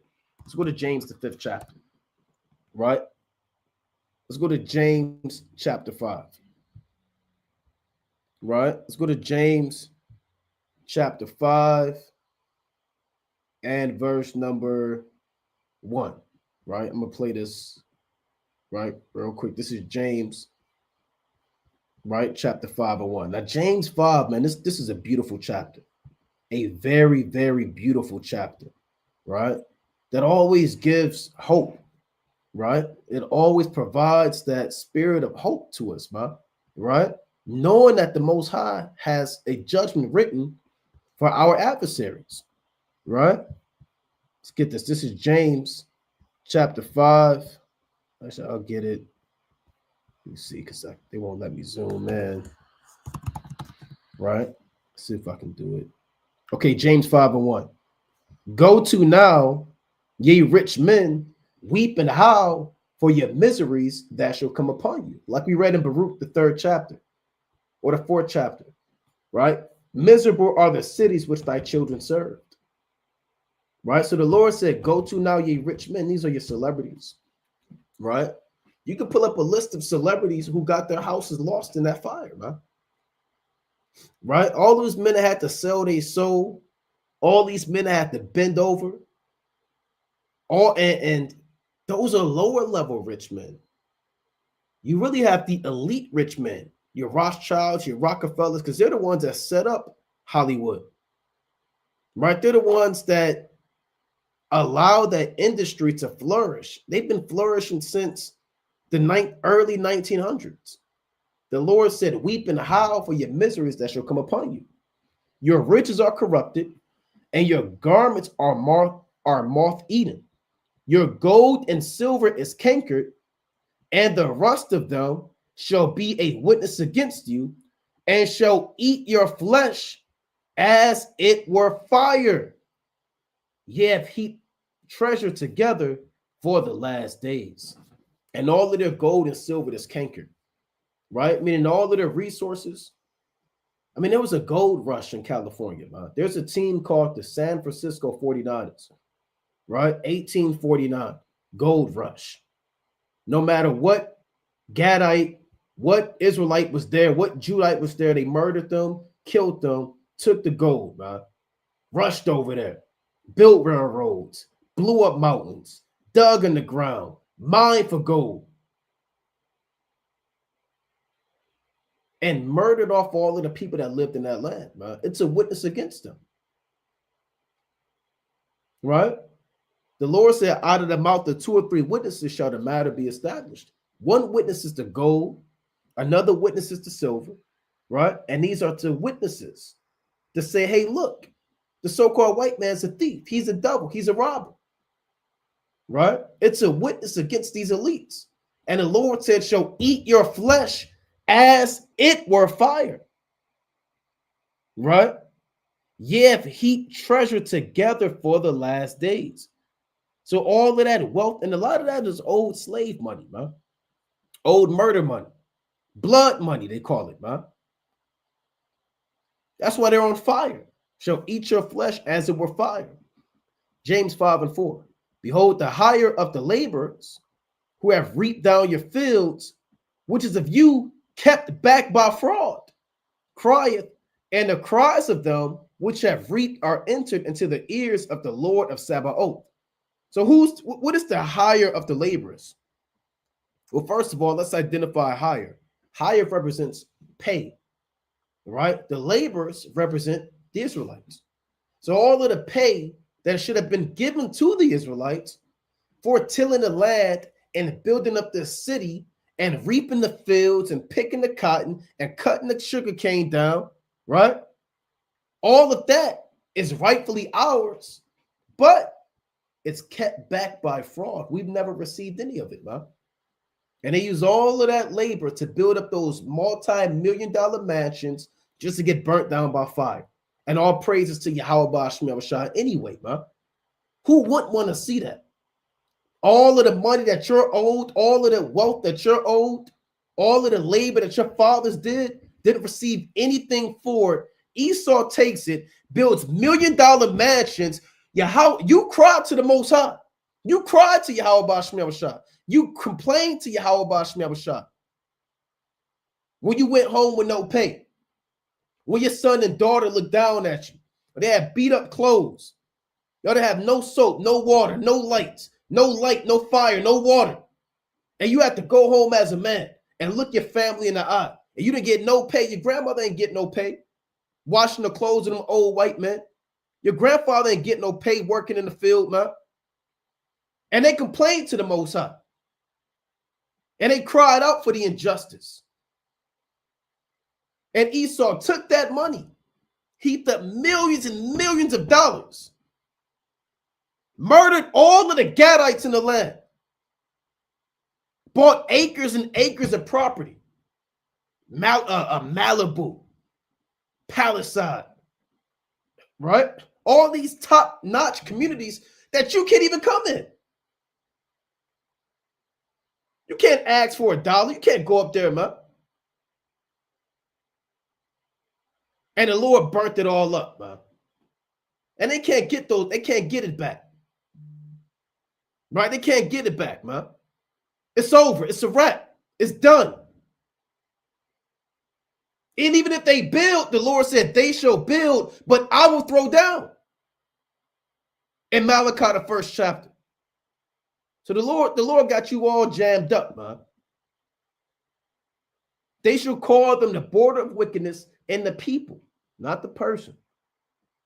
It says, and the people against whom the Most High hath indignation forever. So all of your cries, they don't go for naught. They've entered into the ears of the Lord of hosts, right? James 5:5. Ye have lived in pleasure on the earth and been wanton.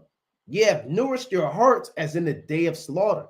Ye have condemned and killed the just, and he doth not resist you.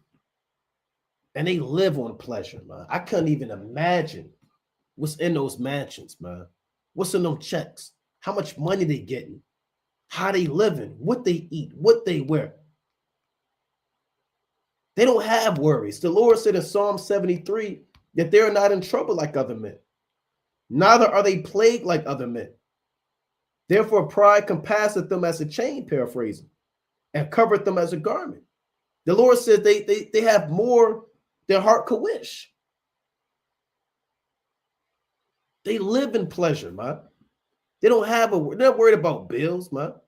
A mortgage, light bill, insurance, car payments. You're worried about that, man. You got to deal with that, man. You know, if you don't go to work this up, you know, it's the Shabbat right now. If you're keeping the Shabbat, you know, Monday, you're going to be at work, man. You counting your PTO, how many vacation days you got. You're looking, they probably reset your time because it's the start of the year. Think about what days you can take off. Okay, I got to take off for the Day of Atonement. Okay, I got this day for the Passover. Okay, I got this day. Hey, guess what, man? Esau's not thinking like that out there in damn Malibu. He lives in pleasure. You know, some of these guys probably got a house in Miami. Oh, yeah, my house burnt down in Malibu. Here's my house in Miami. Right? The Lord said, ye have condemned and killed the just, and he doth not resist you. Right? He doth not resist you. So let's finish that clip real quick. Right? I'm going to finish that. Right? Through the spirit and power of Yahweh Bashem Yahushua. About these wildfires. And again, this is fair use. Sheriff put it bluntly. In some areas, he said, it looks like a bomb had been dropped. So far, land more than twice the size of Manhattan lies in ruins, and still, these fires rage out of control. There is a new fire, unfortunately, in West Hills, pushing into Ventura County. Look at that, Karen Bass. Right? She doesn't know what's going on. I mean, how could she? She has no idea what's going on. Now, ancient leaders, they always had, chiefly Israel, they had prophets to let them know. When there was a famine in the land in 2 Samuel, the 24th chapter, David inquired of the Lord. And the Lord said, it is because of the Gibeonites. That's in 2 Samuel. It is because of the Gibeonites whom Saul slew in his zeal. Right? So David inquired of the prophet.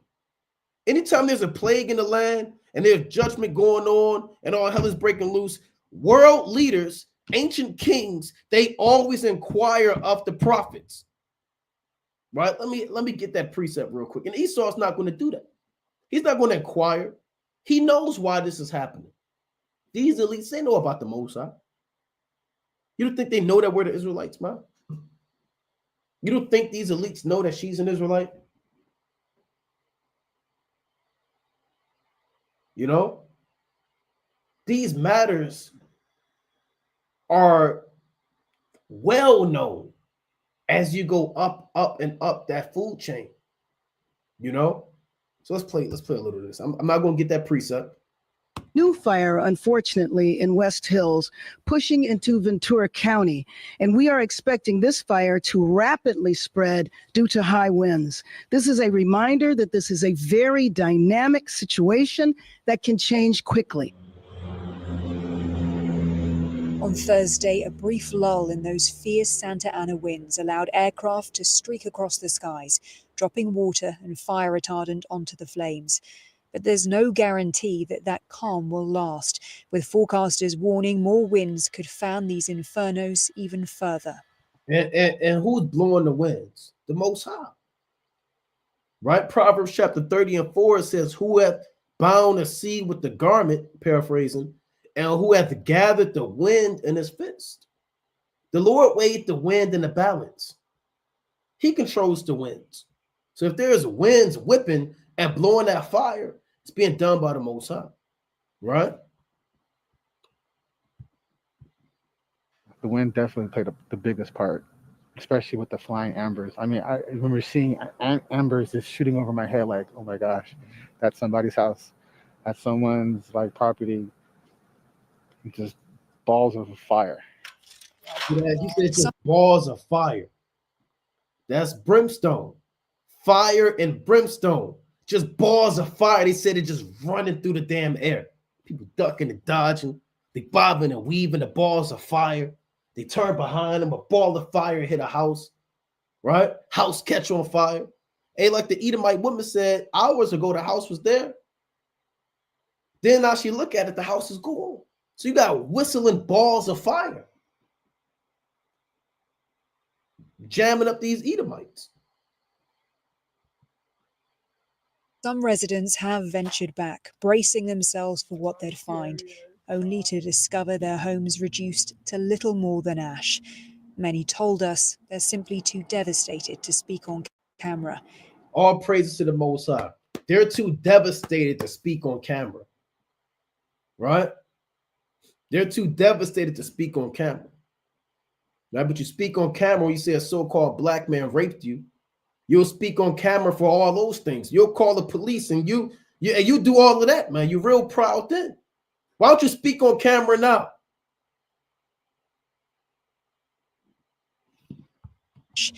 Many told us they're simply too devastated to speak on camera.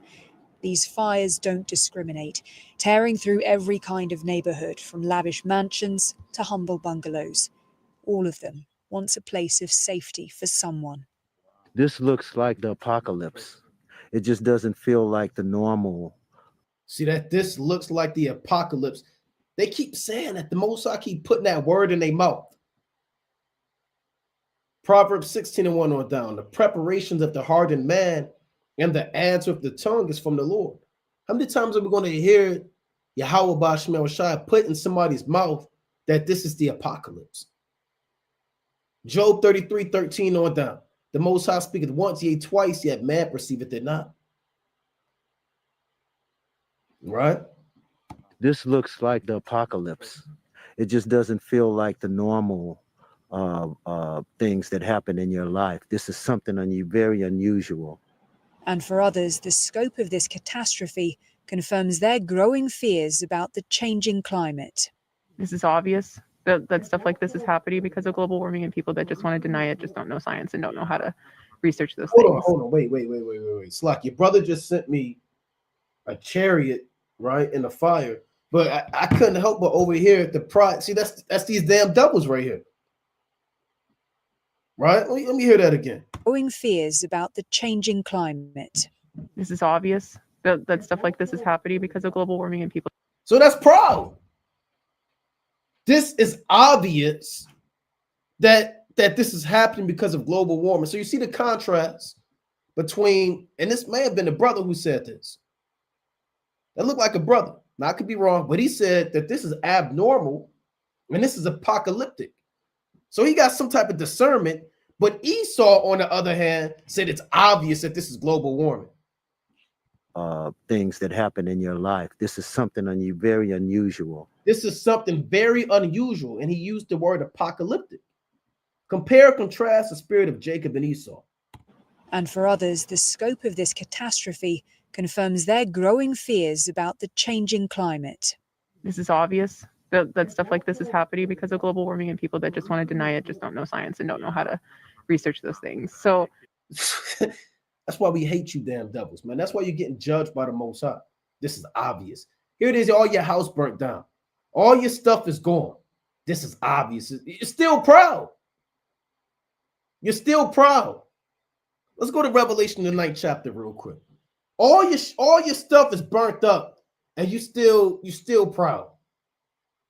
Right, man? Let all my stuff get burnt up, man. First thing I'm doing is examining myself. I'm going on a fast. I'm repentant, Most High willing, you know? And they're hard in their heart like Pharaoh, man. This is modern day Egypt, right? This is obvious. It's global warming. If you can't see it, you're an idiot. That's pretty much what she's saying, right? You an idiot, man. If you can't see that this is global warming.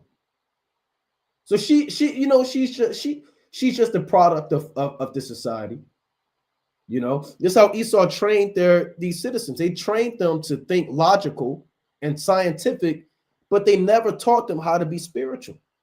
Right? They never taught them how to be spiritual, how to have discernment, and how to understand that there's a power greater than themselves. Right?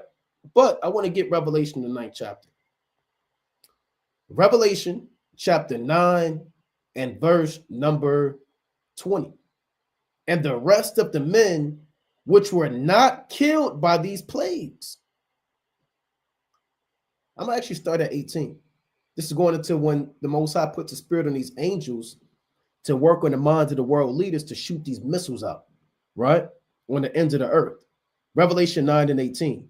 By these three was the third part of men killed by the fire and by the smoke and by the brimstone which issued out of their mouths. For their power is in their mouth and in their tails. For their tails were like unto serpents, and had heads, and with them they do hurt. So John he's describing, like we always say, he's describing futuristic technology with an ancient mind. So he's describing the ICBM missile and the propeller system and the fire and all of that. But he doesn't have the modern day vernacular that we have. So he's describing it as the smoke looks like a serpent, and the nuclear warhead, it hurts. So he's doing a very great job, right, to describe futuristic technology with a primitive or ancient mind. Verse number 20, here's the point. And the rest of the men which were not killed by these plagues, yet repented not. That's like that woman. Yet repented not of the works of their hands, that they should not worship devils and idols of gold and silver and brass and stone and of wood, Slakia, which neither can see nor hear nor walk. Neither repented they of their murders, nor of their sorceries, nor of their fornication, nor of their thefts. Let's see how many so-called white men come out and apologize, right? This is an act of God. Here's what the Most High has done. Here's what Yahweh Bashmel Shah has done.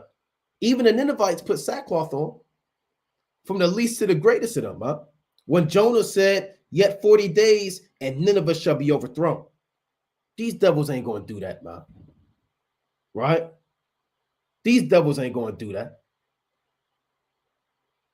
Now, how many old white men are going to come out and say this is judgment from God for what we've done to the Israelites? You know, we apologize. You know, these are the people of the Lord, and we're the Edomites, and we own that. I'm Esau. I own that. Right? How many of them are going to say that, man? I'm Esau. I own that. This is my judgment. I'm wicked. They're righteous. I believe even Pharaoh said that at the end. He said, I and my people are wicked, and you're righteous, man. So that's the pride of you devils. You're not going to repent. And for others, the scope of this catastrophe confirms their growing fears about the changing climate. this is obvious that stuff like this is happening because of global warming, and people that just want to deny it just don't know science and don't know how to research those things. So I think that. Okay, how do you research that? What tools? humans are funny because they think anywhere they move in this world they'll be safe, but the entire world has global warming. I guess pick your disaster and live there. What disaster makes you feel most comfortable? Because that's the world we're living in at this That's point. why we hate you damn Edomites, man. We hate you white people, man, for your proud, just arrogant, nonchalant, wicked statements, man. Just pick your poison and live there, man. The world is full of so-and-so, man. Shut up, man. This is the judgment from Yahweh Shemel Bashad, man. And you're not going to make it out, man. All you so-called white women, you're not going to make it out, man. You done got plenty of our forefathers lynched, murdered, killed, man, oppressed. We don't want to hear your mouth anymore, man. I guess pick your disaster and live there. What disaster makes you feel most comfortable? Because that's the world we're living in at this point. Hearing out. Can't stand the Edomite, man.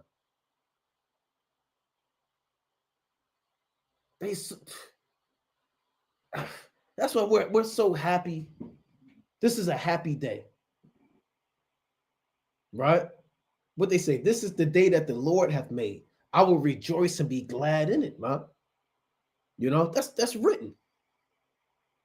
All praises to Yahweh Shemel for burning your house down, man. Y'all done burned plenty of our houses down after the Civil War.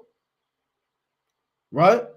Reconstruction period all the way up until today. How many crosses was burnt and how many houses was burnt by the KKK? By you damn devils, man. With mazel tovs and lynchings, and how many houses did you burn down in our communities, man? We already mentioned Tulsa, Oklahoma, Black Wall Street. You dropped bombs, man. You dropped bombs on an entire community of men, women, and children thriving successfully. What, 40 years out of slavery, if that? And y'all was still trying to figure out how to scratch your head, man. You drop bombs, man. You burn plenty of houses. The Lord said in Colossians chapter 3 and 25, he that doeth wrong shall receive of the wrong that he had done, and there is no respect of persons. You reap what you sow, right? You burnt down plenty of houses of the Gadites, the Judites, the Reubenites, the Asherites, the Zebulunites, the Ephraimites, the Manassites, all of the tribes. You'd burnt down plenty of houses, man. You think we're going to cry and shed one tear over Malibu being burnt down by God?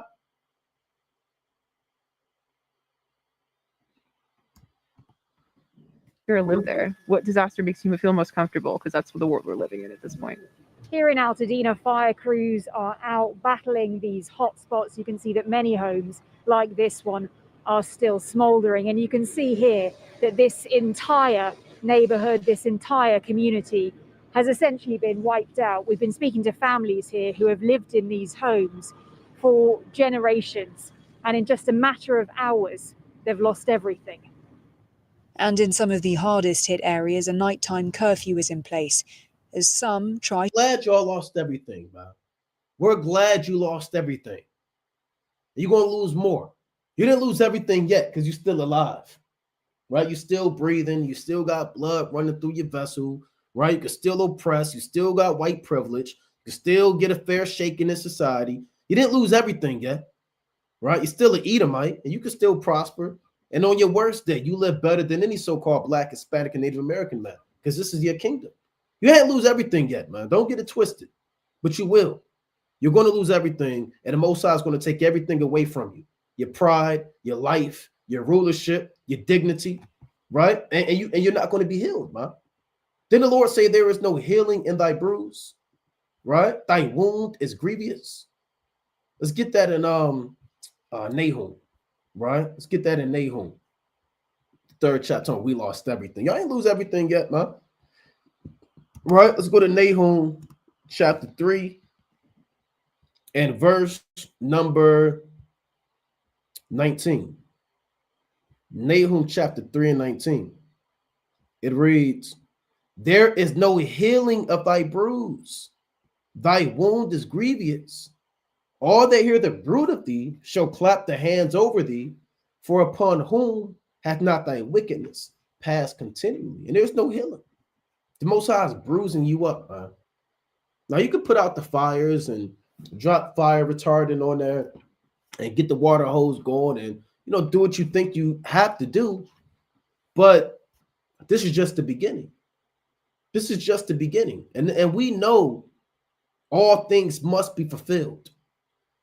Right? Yahushua told John the Baptist, suffer it so to be now, that we may fulfill all righteousness. All righteousness, all things that have been written are going to play out. Rather you believe it or not. When Yahushua told John the Baptist that John the Baptist, he understood, but then again, he was humble. He said, look, you got to baptize me. I shouldn't be baptizing you.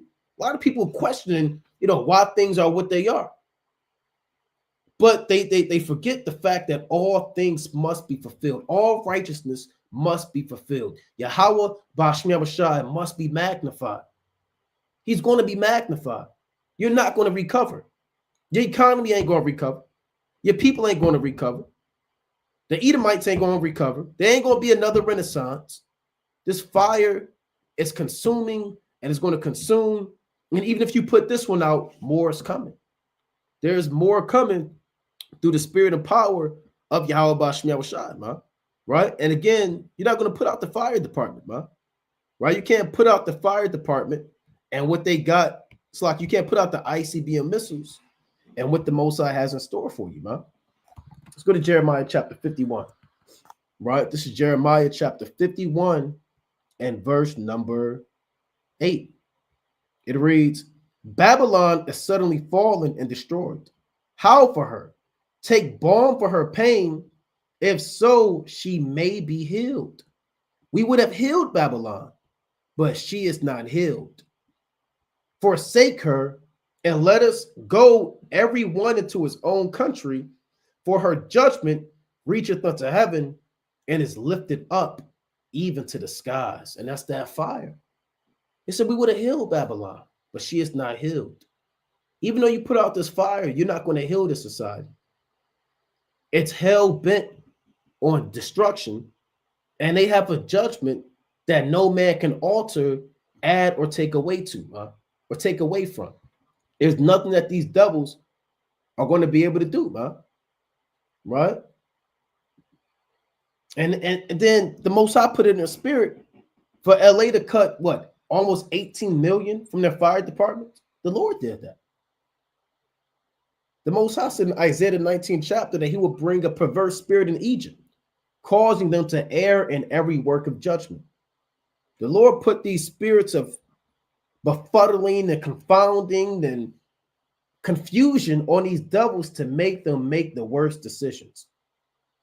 He put in your mind to cut from your fire department, and then months later, he said, I'm going to send some deadly fires.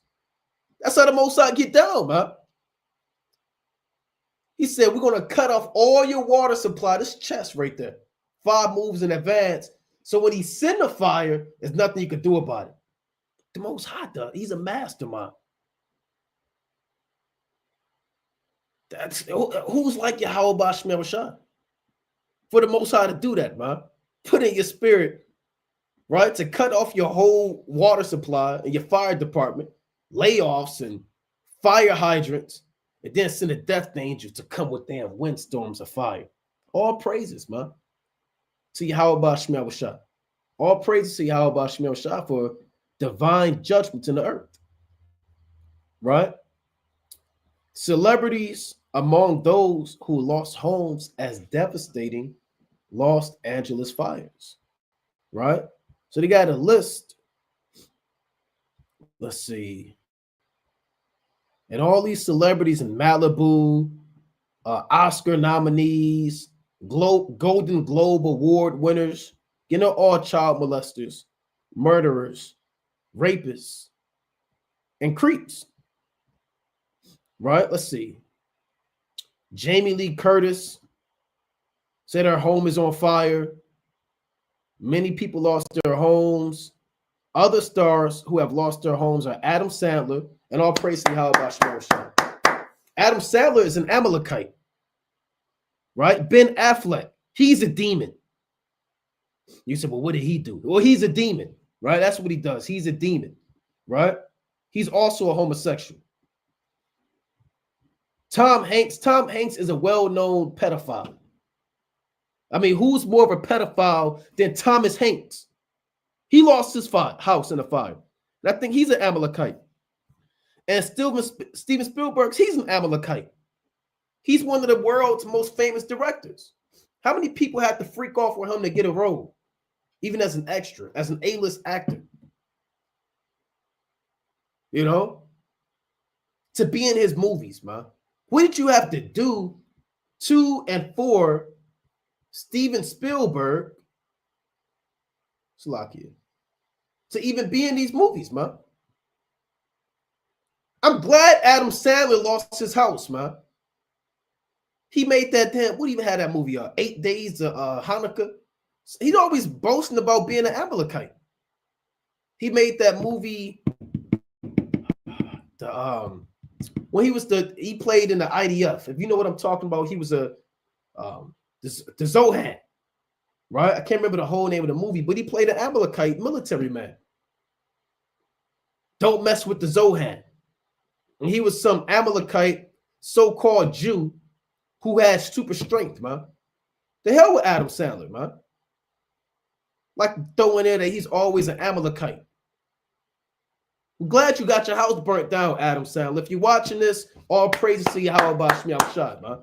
If I was there and I watched your house burn down, and I put gasoline on it, man, and hide my hands, and I throw up praises to Yahweh Shmi Shad. And Ben Affleck, man. You know? And Tom Hanks. Tom Hanks, you was on that island. You was on that island. There's pictures of you, man. You know? With Bill Clinton and all these elites, man. You was on there. Eating pizza, man. So we glad you got your house burnt up. And Steven Spielberg, man. I mean, where do we begin with you? You old child molester, pedophile. We glad you got your house all burnt up by the Most High, man. I mean, all praises to Yahweh by Shmi Awashad. Right? The Lord said you'll be visited with fire. I believe that's Isaiah the 29th chapter, man. Right? Let's get that in Isaiah, right? Chapter 29, man. Right? I believe all of those men are Amalekites, man, or Italians and Edomites, if you will. Isaiah 29:6, the classic. Thou shalt be visited of the Lord of hosts with thunder and with earthquake and great noise, with storm and tempest and the flame of devouring fire. And they're calling these firestorms. There's actual firestorms. Like they said, it's like a hurricane out there. They've never seen anything like it. The brothers from LA, they had boots on the ground. They did a live camp, WFI LA, and they was kind of describing, I watched some of it, kind of what they was going into, man, and how things are really looking out there. They're in LA, you know. Now, there's an actual firestorm out there. That's a tempest. The Most High did that. And there was an earthquake that actually hit. There was an earthquake that just hit, I believe that was San Francisco. I don't want Earth Day. Earthquake, California. Yeah. Magnitude 3.5 earthquake. So the Most High get down. California rocked by earthquake as state battles deadly wildfires. 3.7 earthquake. See that? Downtown San Francisco. And what is San Francisco known for? Pure of the utmost homosexuals. Right? It is the gayest place in California outside of LA. Right? Earthquake rattles heart of downtown San Francisco. Right? Let's type this in, San Francisco. So they're getting jammed up, man. They're getting jammed up. Look at this. San Francisco's gay village. It's the most concentrated in the business district that is located on Castro Street from Market Street. It extends down Market Street toward Church, and on both sides of the Castro neighborhood, and the Church to Eureka. Right? Is San Francisco a gay area? It's everywhere. They're saying it's everywhere. It wasn't an accident that San Francisco became the alphabet capital of the world, not of America, not of the North America, not of the Western Hemisphere. It is the sodomite capital of the world. Check that out. Of the world. Right? Let's go to Ezekiel. Right? Chapter 16. Right? It is the sodomite capital of the world. And it's fitting that they got hit with that earthquake, man.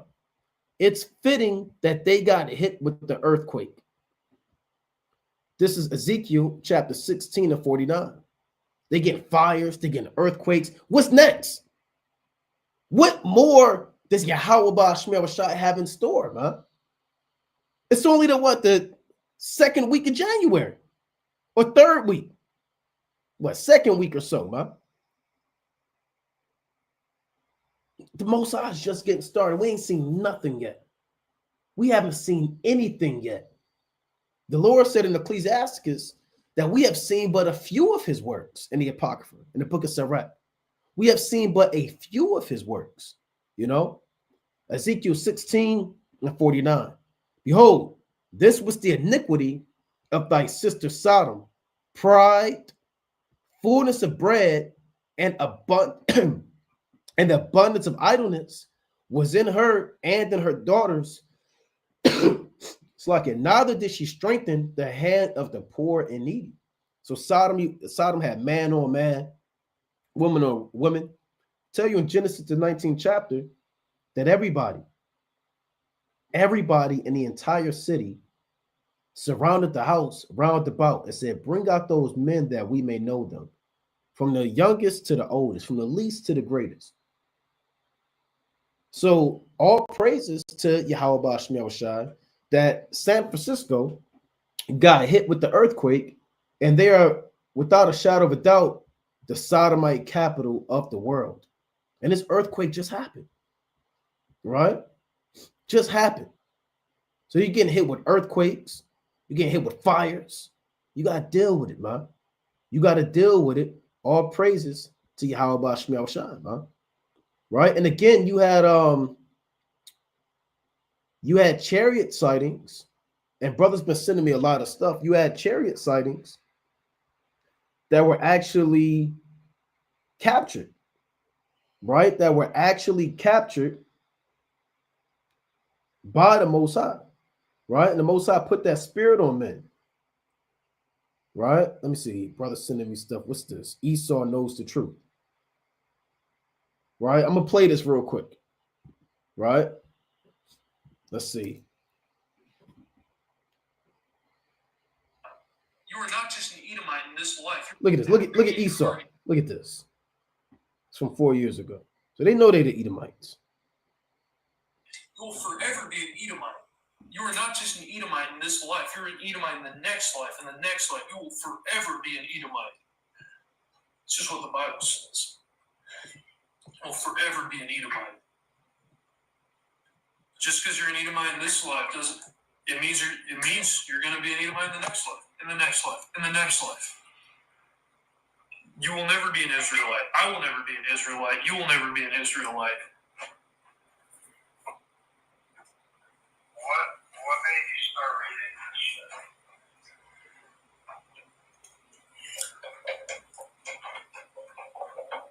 this? Esau's losing his SHIT. To live life how God intended life to be lived. He's losing it. He's losing it. You are not just an Edomite in this life. You're an Edomite in the next life. In the next life, you will forever be an Edomite. He's done. It's just what the Bible says. forever be an Edomite. Just because you're an Edomite in this life doesn't. It means you're going to be an Edomite in the next life, in the next life, in the next. So life. these Edomites, they're losing sleep, You will man. never be an They're tossing and turning. They're having nightmares. They're really trying to figure out what's going on, man. Right? They're receiving the words of the Lord. They're looking at the judgment from the Most High. I want to see if I can get this chariot video. Okay, the brother sent me this. Let me see if I could. Oh my God, watch Here it is this. right here. What did this live Fox News broadcast record coming out of one Now, I of the hope you can see this. Right? The mighty brother sending me stuff from Amat Tazaya, the brother Yair. Right? Let me see if I can send this stuff.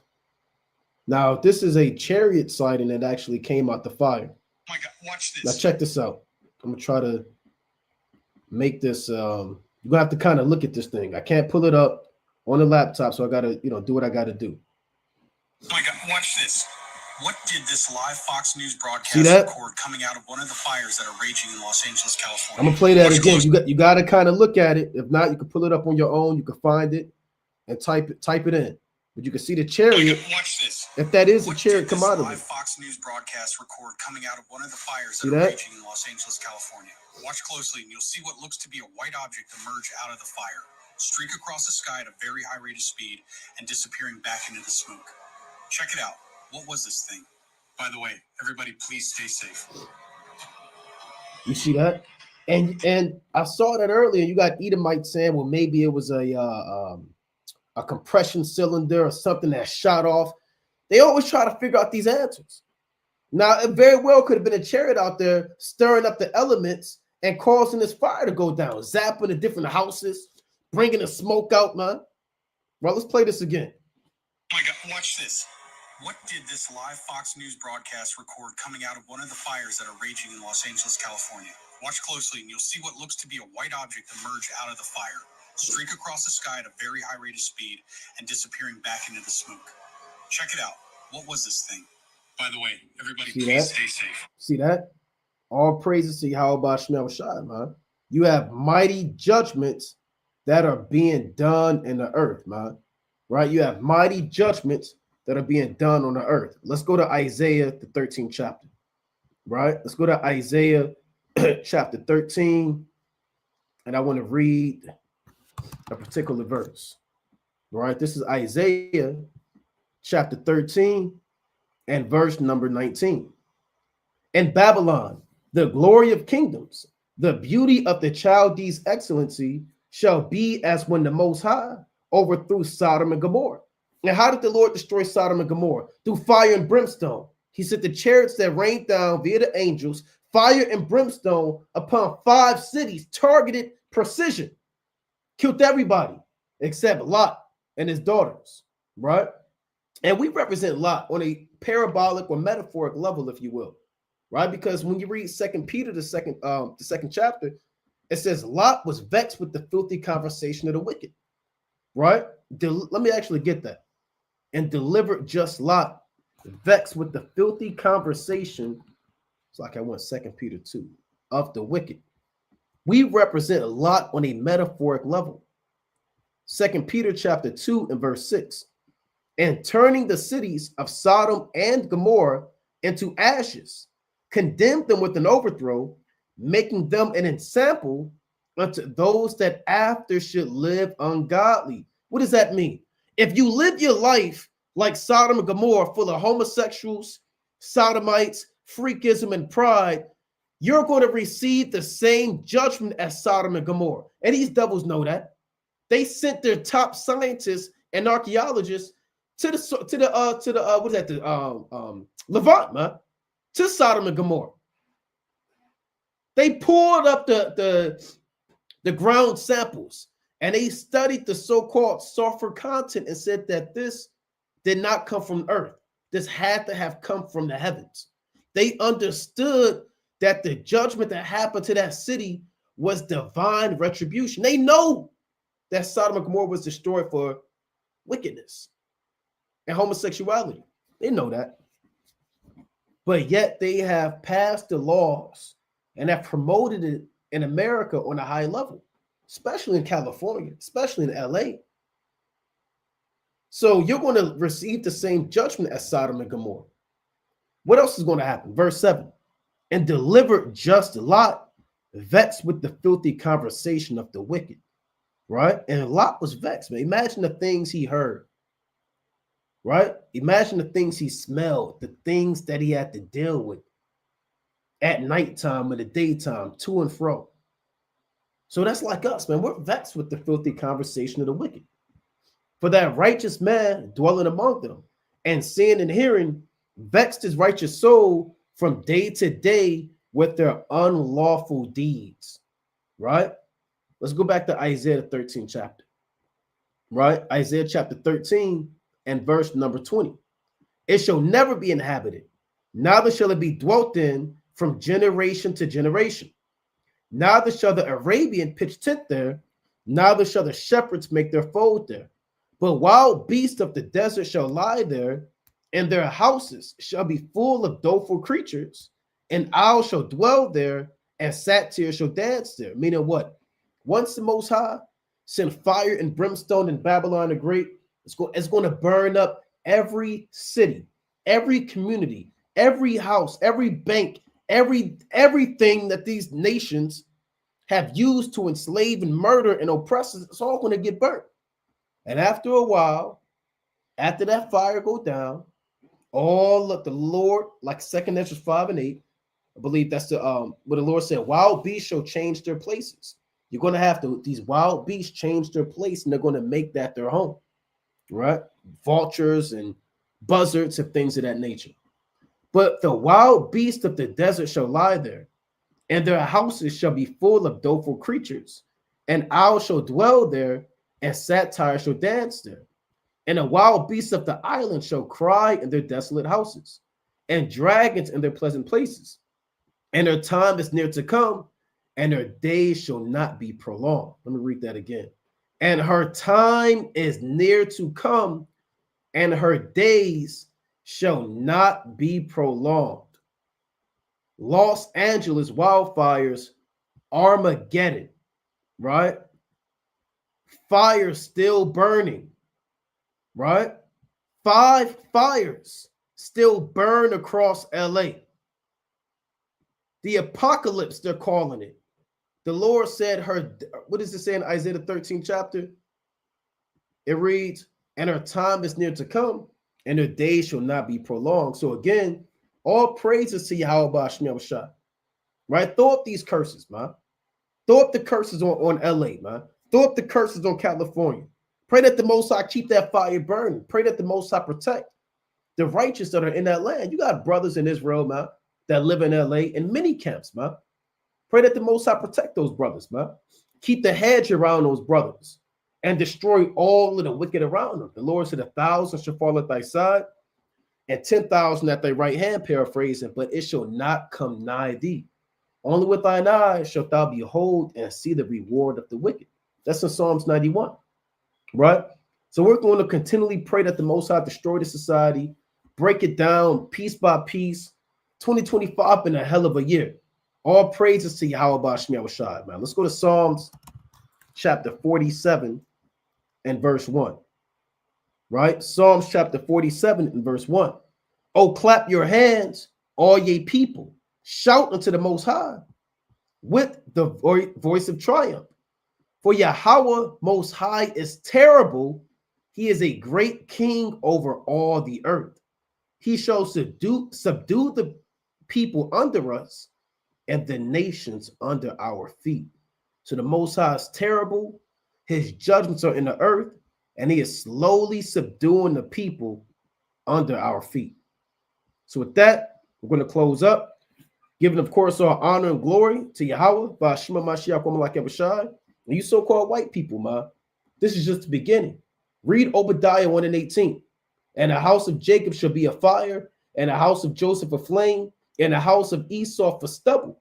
And they shall kindle in them and devour them, and there shall not be any remaining of the house of Esau, for the Lord has spoken it. This fire is just the beginning. You're going to go out by fire, and you're going to go out for good. With that, Yahweh Shema Mashiach Wamalak Yabashai Brakatham, Kwam Yashalom. Shalom.